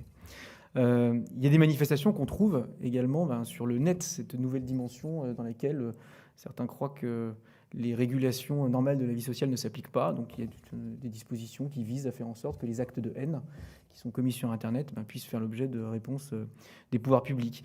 Il y a des dispositions, on en a un petit peu entendu parler aussi sur l'éducation, parce que aujourd'hui en France, et ce sera le cas si le projet de loi est voté en l'état, et on ne le sait pas, parce qu'après tout il est encore en discussion, il y a 4 modalités d'enseignement. L'enseignement est obligatoire, parce que c'est quand même un des grands progrès de l'esprit humain que de vouloir que les enfants aient accès à la connaissance. Il y a 4 modalités d'organisation de l'enseignement, et au prétexte de cette liberté, il s'agit de faire en sorte que personne n'utilise l'enseignement pour les menées séparatistes, c'est-à-dire cette vision communautaire, univoque, qui empêche la vie collective, comme je l'évoquais.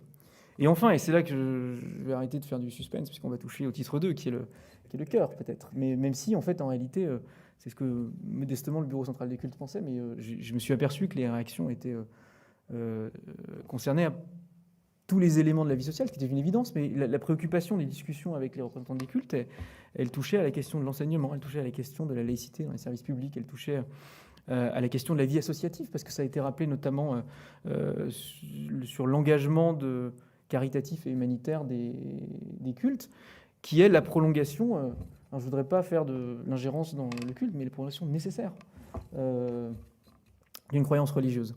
Et donc, le titre 2, qui est le titre sur le régime des cultes, c'est un titre qui propose une modernisation de notre régime des cultes qui avait guère bougé depuis 1907-1908. Alors, quand on regarde de plus près, il avait bougé en réalité en 1942, il avait bougé en réalité en 1966, il avait en réalité beaucoup bougé en 1986, quand on a créé la défiscalisation des dons pour les associations cultuelles. Et ce titre, moi je le résume souvent en 3 choses. La première, il impose, et c'est quelque chose qui est présent dans la loi de 1905, dès son vote en décembre 1905, il impose des règles de fonctionnement démocratique et de transparence. Le culte s'organise de manière associative, et l'association, c'est un contrat entre des gens, et dans ce contrat, il y a l'obligation de rendre compte à ces gens qui signent le contrat, et des obligations de transparence financière. Deuxième élément, ce titre 2, il rénove un titre alors qu'on appelle la police des cultes. Alors souvent quand j'interviens, on me dit mais la police des cultes, c'est combien de personnes, quel uniforme et tout, ils vont intervenir sous l'autorité de qui, dans quel édifice du culte. En réalité, c'est pas une police au sens matériel du terme, c'est un certain nombre de règles qui considèrent que l'exercice du culte c'est particulier et que ça peut donner lieu à des débordements, que ce soit des débordements qui atteignent à la liberté de culte ou que ce soit des débordements qui sont liés à l'exercice du culte. Et de ce point de vue-là, il y a deux articles qui sont, je trouve, fondamentaux dans cette police des cultes. C'est le 31 et le 32. Ce 31 qui protège la liberté de conscience, qui explique que lorsqu'on menace quelqu'un de lui faire perdre son emploi pour lui faire observer une activité religieuse, il y a une sanction qui est plus grave que des pressions psychologiques dans le reste de la vie sociale, parce que c'est la liberté de conscience. Mais le 32, il dit que dans un édifice du culte, lorsqu'on dérange l'exercice du culte, il y a une sanction pénale, et qui est plus grave que dans d'autres circonstances dans lesquelles on dérange un événement. Et donc ces dispositions-là, elles étaient un petit peu anciennes, et l'évolution du droit, notamment la réforme pénale de 1994, avait conduit au fait que certaines de ces dispositions n'étaient plus applicables, donc elles ont été restaurées. Et enfin, un dernier élément, qui pour le coup est une nouveauté radicale dans le régime des cultes, c'est le contrôle des financements étrangers. On a aujourd'hui la religion, le culte, est devenu un élément d'intérêt identitaire. Enfin, je pense que si vous êtes là, c'est que vous en êtes convaincus. Et le gouvernement a souhaité faire en sorte, non pas d'interdire le fait que des personnalités étrangères ou des États étrangers puissent s'intéresser à cette question-là, mais en tout cas que ça se fasse en pleine transparence. Parce qu'on constate en général que quand celui qui paye est discret, c'est qu'il y a quelque chose derrière. Donc l'idée, c'est qu'à partir du moment où c'est ouvert, que ça ne pose pas de problème d'ordre public, ça demeure autorisé. Mais attention, les autorités administratives pourront toujours s'y opposer, précisément s'il y a une infraction sur le fondement de l'ordre public. Alors peut-être qu'après cette intervention très technique, je peux laisser une intervention plus politique pour nous élever. Monsieur Tirode, merci Monsieur Rochus, merci beaucoup. Monsieur Tirode. Il est au pupitre et ensuite il y a la chaise.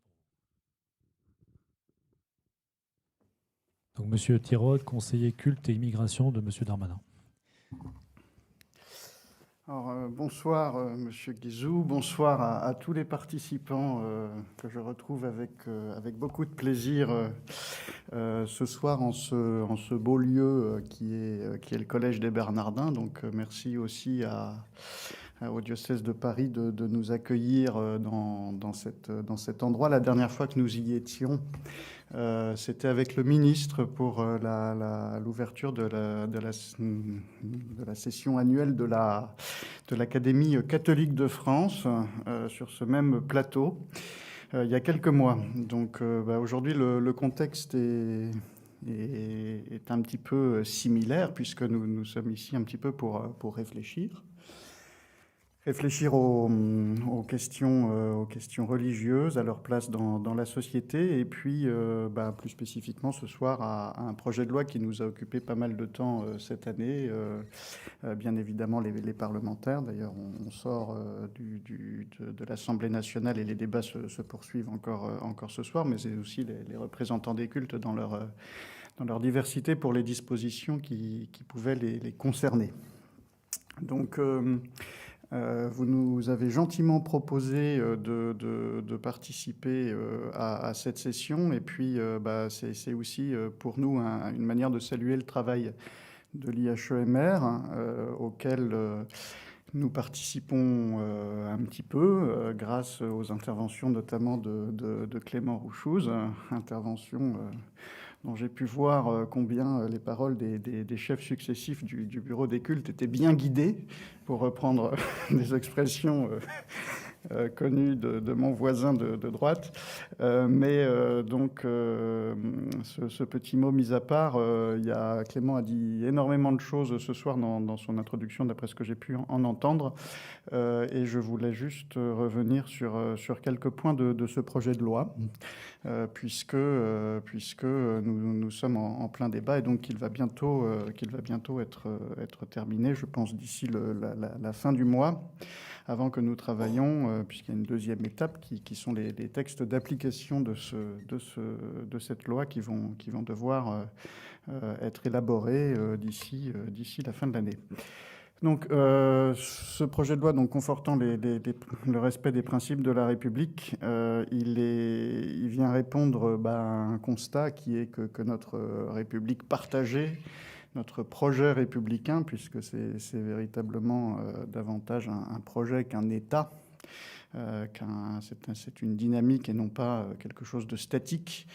Donc ce projet qui nous rassemble autour de quelques valeurs comme la liberté, l'égalité, la fraternité, l'éducation aussi, qui sous-tend un petit peu l'émergence de ces valeurs, la laïcité, qui n'est pas une valeur mais qui est un principe d'organisation des pouvoirs publics, mais qui permet l'exercice justement d'un certain nombre de libertés fondamentales, et notamment la liberté de croire ou de ne pas croire. Mais elle est questionnée, elle a été voire menacée, ou elle l'est à tout le moins, ou par un certain nombre de tendances qui visent à se séparer de la communauté nationale. Il y a différentes manières de se séparer. Au cours de l'histoire, on en a connu énormément. On a connu beaucoup de troubles religieux, beaucoup de combats internes, fratricides parfois, qui n'avaient rien de religieux parfois non plus. Aujourd'hui, on est face à des questionnements qui nous dépassent un petit peu tous et qui ne sont pas seulement le fruit de la société française, un petit peu en partie, mais pas que, qui sont notamment le séparatisme d'origine islam radical, de l'islamisme. Alors, on s'est beaucoup interrogé sur cette notion, mais moi je voulais juste peut-être rappeler en introduction ce à quoi on faisait référence en particulier quand on parlait d'islamisme ou d'islam radical. D'abord que c'est une dynamique englobante. C'est un projet qui ne distingue pas les sphères religieuses, pas les sphères culturelles, pas les sphères idéologiques, qui les englobe dans une même vision du monde. Donc certains pourraient dire qu'il a des vocations totalitaires, j'irai peut-être pas jusque-là, mais en tous les cas, c'est un projet englobant. Un projet englobant qui vit en écosystème de rupture et qui impose une sorte de contrôle social sur l'ensemble des sphères de la société. Il ne concerne pas que la société française, il a concerné beaucoup de pays, hélas, dans le monde, et toutes les expériences islamistes se sont finies généralement le plus mal possible, le plus dramatiquement possible. Et donc c'est une dynamique, et cette dynamique, elle est quand même clairement identifiée parce qu'elle a aussi une filiation idéologique assez nette, puisque ces mouvements islamistes sont nés notamment au moment de la rénovation idéologique islamique qui s'est produite au début du siècle. Et il est commun de dire que on parle de 4 types d'islamisme. D'abord celui des frères musulmans, celui des tablirs, celui des salafistes, et puis celui de son expression la plus radicale, qui est celui des djihadistes. Donc on a des courants, on a une dynamique, et je voulais saluer ici le président du CFCM qui est à ma droite, et qui, notamment avec le recteur de la Grande Mosquée de Paris et d'autres fédérations, ont eu le courage et la volonté de nommer cet islamisme et de désigner ces courants de l'islam politique dans la charte qu'ils ont élaborée en début d'année, qui est une initiative particulièrement courageuse et qui, pour la première fois, indique très clairement les courants de pensée et parfois les interprétations les plus radicales de cette belle religion qu'est l'islam et qui conduisent à un certain nombre d'orientations visant au repli de certains sur soi et sur une conception exhaustive de la religion. Et c'est quelque chose qui a été profondément maturé, qui a eu beaucoup d'incidences, y compris sur des oppositions idéologiques au sein des différentes fédérations et des différentes composantes de l'islam de France.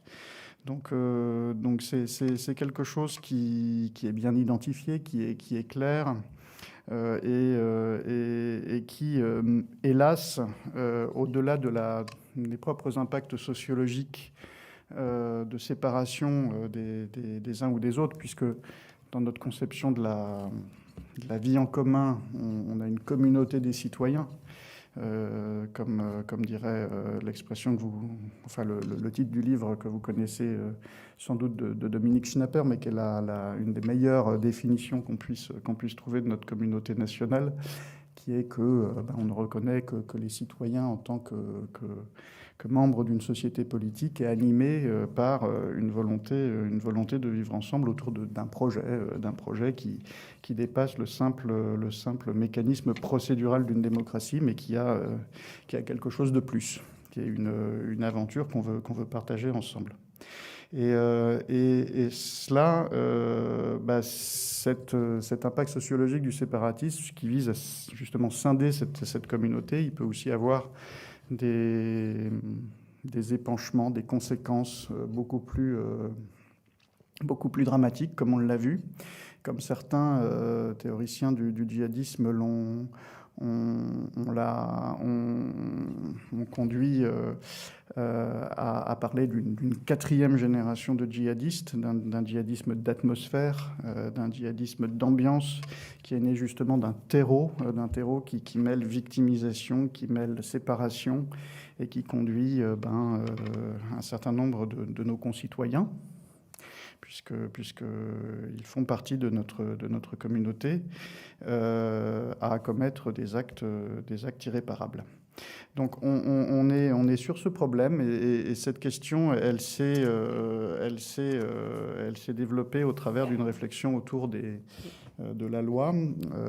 On avait besoin d'une loi, puisque là on touche sur ces questions-là à quelques aménagements sur un certain nombre de libertés. Donc il faut peser les évolutions qu'on cherche à mettre en avant dans ce texte pour donner les moyens au pouvoir public donc de lutter contre ce travail de sape. Alors ça n'est pas que la stratégie globale du gouvernement sur les questions de séparatisme, c'est le volet où on trace une ligne. Il y a bien sûr un autre travail beaucoup plus profond, beaucoup plus long, qui n'est pas dans ce texte. On nous a parfois émis quelques objections lors des débats parlementaires en disant que ça n'était qu'un volet répressif, qu'un volet strict. Oui, mais c'est une partie d'un ensemble plus vaste qui vise aussi à réinvestir la République dans un certain nombre d'endroits où elle s'est peut-être effacée au fil des ans, dans un certain nombre aussi de façons de penser, de façons de grandir, d'être éduqué, si j'ose dire, en honnête homme, en honnête homme ou en honnête femme. Je ne veux pas faire de bêtises ce soir, mais vous avez tous compris l'allusion à l'honnête homme des siècles de lumière. Donc, et c'est cela qu'il faudra également poursuivre par d'autres moyens, et notamment par les questions éducatives, par les questions d'implantation des services publics, et par les questions aussi de cohésion sociale et de reconstruction d'un avenir en commun. Donc oui, c'est quelque chose de plus vaste. C'en est une partie, la loi est une brique. Et elle est une brique elle est une double brique, si j'ose dire, mais Clément Rouchouz en a déjà parlé un petit peu dans son propos. C'est d'abord une confortation du respect des principes de la République et notamment du principe de la laïcité qu'on a essayé de remettre en avant, notamment pour l'adapter un petit peu aux modalités d'exercice aujourd'hui du service public qui a évolué depuis un siècle. On n'est plus en 1905, on n'est plus avant non plus. On a des modalités très diverses d'exercice du service public, et notamment par des prestataires privés ou des prestataires parapublics. Et donc c'était un petit peu réaffirmer notamment le principe de laïcité pour tous ceux qui participent à cet exercice-là. Puisque je le rappelle, laïcité est un principe d'organisation des pouvoirs publics. Il n'est rien de plus ni rien de moins que cela. Et donc, c'était redonner les moyens à ceux qui délèguent à des organismes gérant des services publics, les moyens de le faire respecter dans les transports, dans les services de restauration, dans toutes les activités que l'on peut trouver au plus près des citoyens. Ça, c'est un axe. On a parlé aussi du respect dans l'usage des subventions publiques, des principes de la République, notamment au travers du contrat, de la charte de respect de l'engagement républicain, qui constitue non pas une imposition du principe de laïcité en dehors de sa sphère, c'est-à-dire sur des acteurs privés et parfois pour certains d'entre eux confessionnels, mais simplement l'usage dûment calibré des subventions et de l'argent public auprès d'associations qui respectent un certain nombre de principes. Alors je l'ai dit, non pas la laïcité, mais la liberté de conscience, l'égalité entre les hommes et les femmes, et donc qui ne promeuvent pas un discours qui conduit précisément à contrebattre les valeurs républicaines. Donc ça, c'est un élément aussi important de cet axe sur les principes de la République. L'autre couvre la dignité des personnes humaines, notamment l'égalité entre les hommes et les femmes. Un autre axe constitue aussi la question de la liberté d'association, avec un changement sur les structures associatives qui pourront se voir parfois suspendre leur activité et ou dissoudre dès lors qu'elles promeuvent des activités qui sont en faveur de la discrimination, de la haine ou de la violence. Donc on est sur quelque chose qui ne touche pas exclusivement les activités terroristes ou les attroupements armés comme on avait jusqu'à présent dans la loi, puisque la loi sur la dissolution des associations, elle a deux origines. La première, c'est les lois de 36, les décrets lois de 36 sur les ligues, donc sur les attroupements armés dans la rue. Et puis la deuxième, ça a été sur les questions d'activités en lien avec le terrorisme. Donc aujourd'hui, comme on a une espèce parfois de continuum entre une idéologie et des passages à l'acte, ceux qui installent la haine ou la violence et qui, par leurs agissements, font un peu en quelque sorte de l'abus de droit, c'est-à-dire qu'ils retournent les droits qui leur sont offerts contre la communauté nationale. C'est une notion qui est notamment promue dans la Convention européenne des droits de l'homme, cette notion d'abus de droit. Eh bien, donc, il y a des possibilités, notamment de suspendre ces associations, ce qui leur laisse le temps d'adapter leur discours ou leurs instances dirigeantes pour éviter d'être soumises à dissolution, qui est une mesure grave, puisque c'est la mort civile d'une association.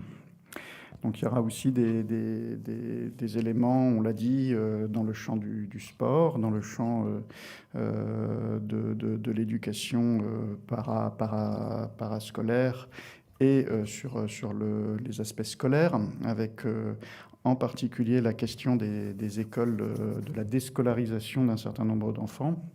On a pu voir avec inquiétude monter un phénomène de déscolarisation dans certains quartiers, qui conduit à sortir complètement les enfants d'un système de socialisation et d'un système scolaire pour les placer dès leur plus jeune âge dans un système qui les enferme totalement. Donc ça, c'est une réalité qui n'est pas encore très étendue, mais il faudra surtout mieux la contrôler, et c'est le sens de ces dispositions. Et puis il y a la partie sur je conclurai par là, sur le régime des cultes, donc qui est aussi un petit peu l'idée de revenir à l'esprit initial de 1905 qui distinguait entre les cultuels et les non cultuels, donc c'est-à-dire le culte étant une activité particulière, a une forte influence sur les âmes et sur les consciences.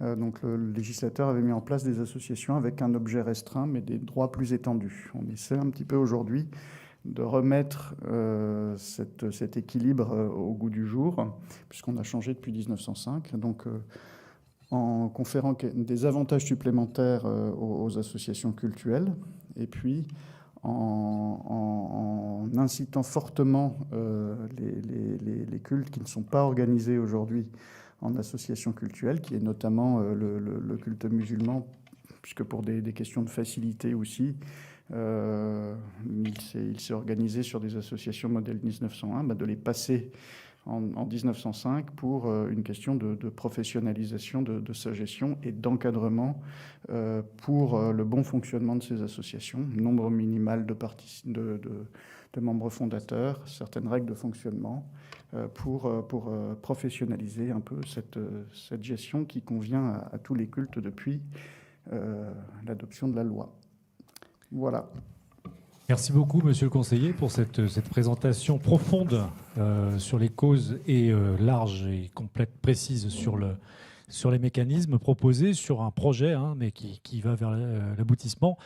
Je donne tout de suite la parole à nos représentants pour un temps de réaction sur ce qui vous remonte peut-être de la base comme inquiétude autour de ces propositions-là. Les analyses qui peuvent en être faites, en tout cas les points de vigilance que vous avez par rapport à ce projet et au contraire les points d'adhésion. Je vous en prie.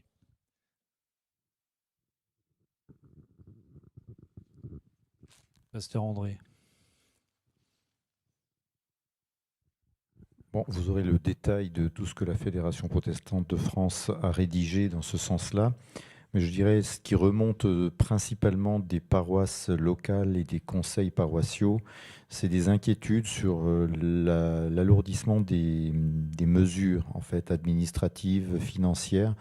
Il faut savoir que la plupart des paroisses sont des petites paroisses avec des bénévoles et qui se trouvent du coup inquiétés d'une surcharge administrative, de contraintes encore plus accrues, même parfois je peux utiliser le mot panique chez certains, pour se dire mais comment on va faire en fait, c'est déjà assez lourd et comment on va faire au quotidien. Voilà, donc c'est des inquiétudes réelles de la part de nos paroisses.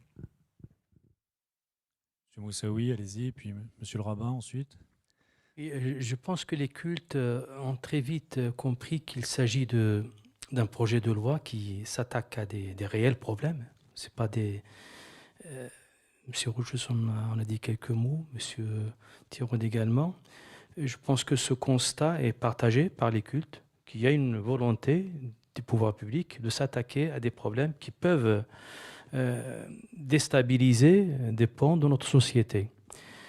Et s'attaquer à ces problèmes-là, qui sont fondamentaux, tout nécessite quelque part une limitation de liberté fondamentale aussi. Et nous savons très bien que cet exercice est un exercice difficile, de trouver l'équilibre entre, d'un côté, s'attaquer à tout ce qui est atteinte à l'ordre public dans son acceptation générale, et puis préserver les libertés fondamentales. C'est un exercice d'équilibre. Et les mesures qui vont être prises, forcément, et seront comprises ou mal comprises en application et ce qu'elles vont entraîner. Ce que vient de dire M. Pasteur à l'instant, effectivement, que l'une des inquiétudes, c'est que la gestion d'une association, elle va devenir difficile. Mais est-ce que, eux encore, je me mets à la place des protestants qui ont déjà une expérience longue de la loi 1905, puisque l'immense majorité, en fait pratiquement la totalité des associations protestantes sont en 1905. Que diront donc les musulmans lorsqu'ils vont passer de 1901 au 1905 pour la première fois, et donc à 1905 un peu durci. Raison pour laquelle je pense que moi j'ai toujours plaidé pour que le culte musulman s'organise en 1905 pour 3 raisons. La première, c'est que je pense que ça a été dit, je pense que s'inscrire dans le paysage culturel dans notre pays, au même titre que les autres associations, même si les diocésaines ne sont pas 1905, mais ils ont été jugés conformes par le Conseil d'État en 1905. Donc s'inscrire dans ce paysage culturel, ne pas rester singulier, un culte qui s'organise différemment que les autres, je pense que ça, pour moi c'est fondamental, c'est la raison première. Deuxièmement, je pense qu'on va gagner en rigueur. C'est-à-dire qu'aujourd'hui, nous craignons qu'il y ait une défiance à l'égard des responsables, gestionnaires de mosquées par exemple, par rapport aux fidèles. Et je pense que savoir qu'il y a une gestion rigoureuse derrière permettrait effectivement peut-être à gagner cette confiance auprès des fidèles. Et puis, troisième raison, qui n'est pas forcément la plus importante, mais elle est essentielle aussi, c'est le fait de bénéficier d'un certain nombre de droits, ne serait-ce que du point de vue fiscal, par exemple. Je sais que la taxe foncière, c'est pour faire simple, taxe foncière, elle pèse énormément sur des petites associations qui ont une mosquée, donc une bâtisse importante en termes de, je dirais bien immobilier, mais qui nécessite quand même elle engendre Et puis, je pense dans la perspective d'une classe moyenne musulmane qui émerge, je pense que la défiscalisation des dons aussi est importante, d'autant plus que... Ça existe déjà. Pardon ? Ça existe déjà, la défiscalisation des dons. Oui, il y a en tout cas, ce sera renforcé. mais pour les associations 1901, non. C'est-à-dire, je pense que après, il y a le fait qu'il y a peut-être possibilité de passer de 66% à 75%, éventuellement. La gestion des immeubles de rapport, il y a des choses, en fait, effectivement, sur ce troisième volet. Mais pour moi, les plus importants, c'est les 2 premiers. Inscrire le culte musulman dans le paysage culturel de notre pays d'une manière harmonieuse avec les autres cultes. Et puis, deuxièmement, c'est gagner en rigueur et gagner la confiance aussi des fidèles. On sent que vous avez participé à l'élaboration du projet. Vous avez été associé, en tout cas. On sent que vous êtes plutôt Mais bien sûr, favorable. Je pense que on a juste commencé à en discuter, mais il viendra donc, bien sûr, les critiques sur un certain nombre de points. Le rabbin Laurent Berros, vous vouliez vous exprimer. Merci pour votre exposé. La crainte essentielle qui est la nôtre, c'est l'expérience que nous avons de la laïcité et de l'interprétation qu'elle a auprès de chaque corporation, puisque personne ne comprend de façon égale la laïcité. Ce qui fait un peu peur dans la loi aujourd'hui, c'est l'interprétation que chacun va avoir de cette loi et de son application. Et donc, aujourd'hui, il y a une réalité, puisqu'on voit bien qu'à travers les territoires, à travers les ministères, personne ne comprend de la même façon la laïcité. Je vous prends un exemple très simple. Au ministère de la Défense, par exemple, au niveau des armées, la laïcité ne se pose pas du tout. Il n'y a aucun problème. Tout le monde peut vivre son culte. Et comme on l'a dit tout à l'heure, c'est du bon sens. Et quand on vit avec du bon sens, forcément on vit bien.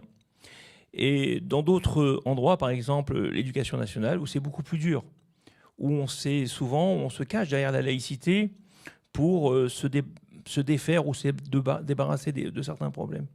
Donc moi je mets en garde simplement le fait de l'interprétation qui va pouvoir être ceux qui vont utiliser la loi pour en faire ce qu'ils veulent. Et donc je pense que la loi est très importante. Ce projet de loi est une avancée pour la France et je pense qu'elle doit être bordée par des jurisprudences, mais aussi par des alinéas qui soient clairs et qui ne puissent pas être sujets à interprétation. Une subjectivité de celui qui interprète. Monseigneur Blanchet, je vous passe la parole. Je crois qu'après, on prendra peut-être juste une ou deux questions, Xavier, parce que je crois que nos intervenants vont avoir besoin de partir assez vite. On est très en retard. Oui. Non, simplement moi, pour l'Église catholique, c'est une question de fond, c'est-à-dire que la loi 1905, elle convient bien. Enfin, le dispositif juridique convenait bien pour pouvoir vivre l'expression de culte dans notre pays, dans notre République. Et ce qui est curieux, et je crois qu'il doit nous interroger, c'est qu'en raison d'un problème qui est nommé, vous l'avez nommé, on le nomme, ce problème avec l'islamisme, on va restreindre des libertés alors qu'on avait trouvé un art, je trouve, assez subtil d'expression de nos libertés dans un espace qui respecte, dans la République et porté par ce principe qu'est la laïcité. Et là, il y a quelque chose, est-ce qu'il n'y aurait pas d'autres moyens? Je ne crois pas bien personnellement que des personnes qui déjà ne respectent pas la République en raison de principes idéologiques, je ne vois pas très bien comment une loi les fera respecter mieux. Voilà, ça ouvrirait un tout autre débat. Non, on va laisser M. Tirode ou M. Rochous réagir. Est-ce qu'il marche celui-là? Non. Non, ça doit fonctionner, oui. Mais il y a eu plusieurs questions, donc je vais essayer d'y répondre successivement. Alors, tout d'abord sur la question de la charge administrative pesant sur les structures associatives. On en a longuement parlé avec l'ensemble des cultes et notamment avec la fédération protestante qui est experte dans le fait de scruter la loi de 1905.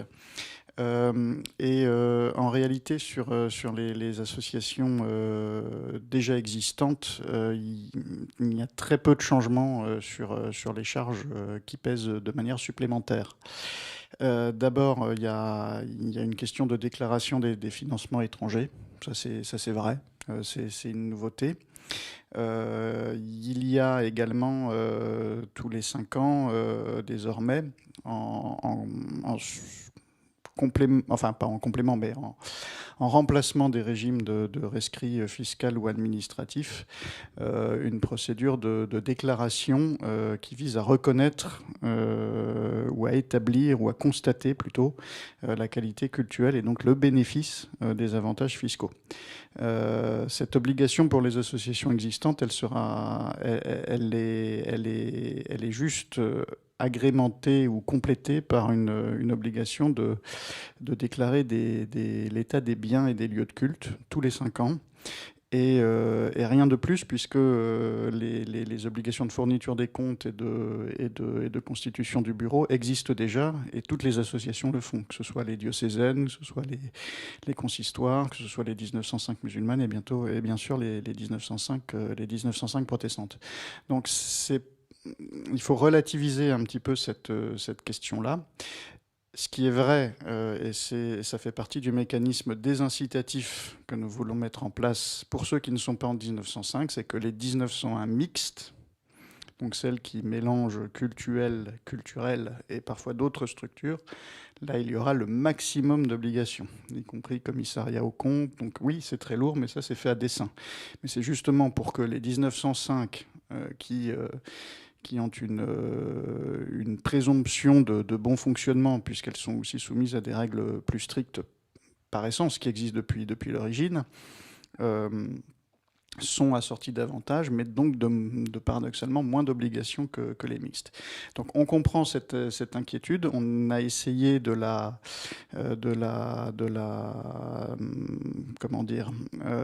l'atténuer par des explications. Je pense qu'on franchira une autre étape. On s'est engagé à travailler sur les décrets d'application avec les représentants des cultes, et notamment pour faciliter aux 1905 existantes la continuité dans la plus grande stabilité possible. Donc on a prévu, et grâce au bureau qui sera présent, de monter des ateliers aussi avec les différents cultes pour travailler à cette période de transition qui objectivement va surtout coûter à ceux qui ne sont pas en 1905 aujourd'hui. Donc on verra aussi à l'usage, et bien sûr, le but n'est pas de surcharger d'obligations les uns ou les autres. Ça, c'est la première chose. Mais on est conscient de cette inquiétude, et ça fait quelques mois qu'on essaie de l'aplanir du mieux possible. La deuxième chose, c'était relativement à ce que disait monsieur là. Oui, sur la difficulté d'interprétation de la laïcité. On sort justement d'une séance à l'Assemblée sur beaucoup d'amendements qui sont venus aujourd'hui, notamment sur les signes religieux, sur l'extension du principe de laïcité en dehors du strict fonctionnement des services publics, parce qu'encore une fois, je le répète, le Conseil d'État l'a répété avant moi, avant nous. La laïcité, c'est un principe d'organisation des pouvoirs publics qui présuppose non seulement la neutralité de l'État, mais aussi le respect de la liberté de culte. Et donc, on a une ligne d'opposition assez franche et assez nette, et vous avez peut-être pu le suivre dans les débats, sur de l'extension de ce principe de laïcité en dehors de sa sphère. Donc on a bloqué un certain nombre de choses en nous faisant taxer de complaisants vis-à-vis de l'islamisme radical, d'ennemis des petits-enfants ou de gens qui n'aimaient pas la dignité de la femme, justement parce qu'on a mis des barrières, notamment sur l'application du principe de laïcité en dehors de la sphère publique. Et sur la question aussi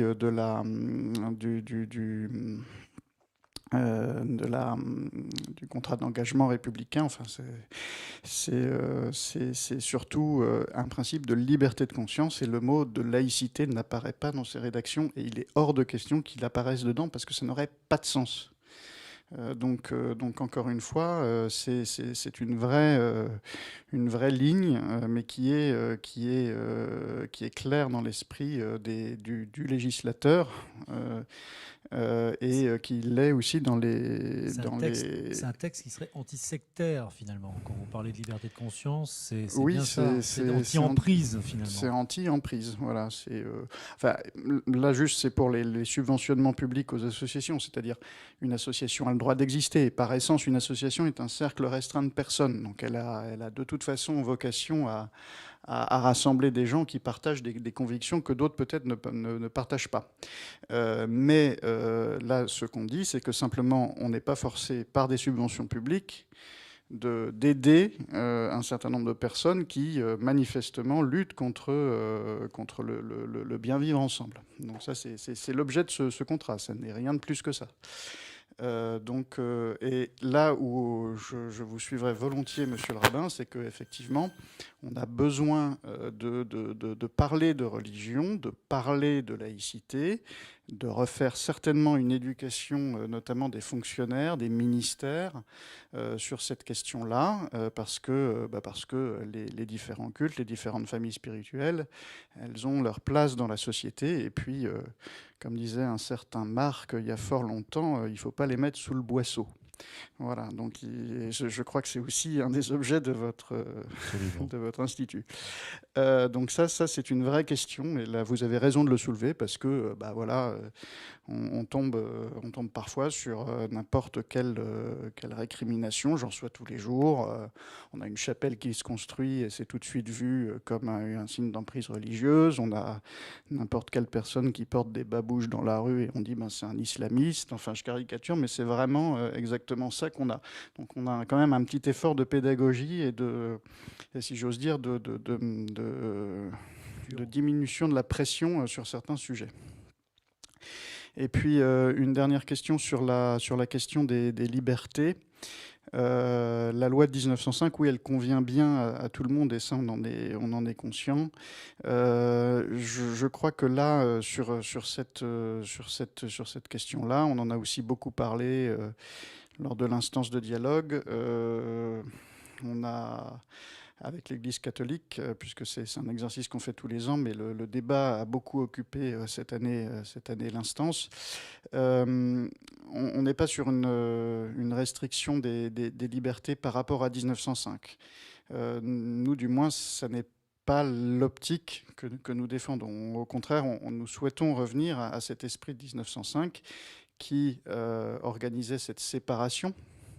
Elle s'est faite parfois dans la douleur, avec aussi des incompréhensions à l'époque, mais finalement tout le monde s'y est bien fait, et elle va bien à tout le monde. Et cette séparation-là, elle dit que le culte, c'est pas une activité comme les autres. Mon ministre aime bien dire que c'est pas gérer le club de bowling de Tourcoing. Il n'a rien contre le club de bowling, mais c'est quand même pas ce type d'activité-là. Et donc, du coup, c'est pour ça qu'on a fait une forme spéciale. Alors, pour les catholiques, c'est les diocésaines, mais enfin, pour tout le monde, sinon, c'est les cultuels. Objet restreint, avantages supplémentaires, conditions de travail associatif un peu plus strictes, mais qui est une réalité, et qui, on avait parlé longuement de la fameuse clause anti-putsch dans les cultuels. C'est pour éviter, par exemple, des prises de contrôle de lieux de culte par un certain nombre parfois d'activistes. Et ça, c'est une réalité qu'on a tous les jours, ça, vous le savez tout aussi bien que moi. Tout simplement, c'est un petit peu renforcer cette structure-là, mais l'équilibre général n'est pas changé. Alors oui, c'est une modification substantielle, mais le Conseil d'État a quand même, dans son avis, validé cette modification d'équilibre. Donc on a essayé de travailler vraiment avec cette conscience-là. C'était pas parfait depuis le début, parce qu'on a quand même ajusté beaucoup le texte avant le Conseil d'État, après, et puis aussi avec les représentants des cultes. Donc oui, on a affaire à un changement, mais on va essayer de l'accompagner le mieux possible, et dans cet esprit-là. Et les expressions des ministres au banc l'ont toujours affirmé avec force. Une réaction sur la réponse, où on se Si sépare je peux sur ces rajouter propos. juste quelque chose, je pense, je rejoins un peu ce que disait le représentant de Monseigneur. Donc, sur la question de la difficulté de gestion des associations, ça c'est une réalité, je pense qu'il faut l'entendre. Je crains que, effectivement, les personnes qui n'ont rien à voir qui n'ont rien à penser au respect de la loi, ceux qui ne respectent pas la loi, ou ceux qui sont dans une démarche de séparatisme, ceux-là, ils seront moins impressionnés, si j'ose dire, du fait qu'il y ait des interdictions qui sont posées. Et la crainte, c'est que de voir venir vers les associations des aventuriers et puis faire fuir ceux qui ont peur de perdre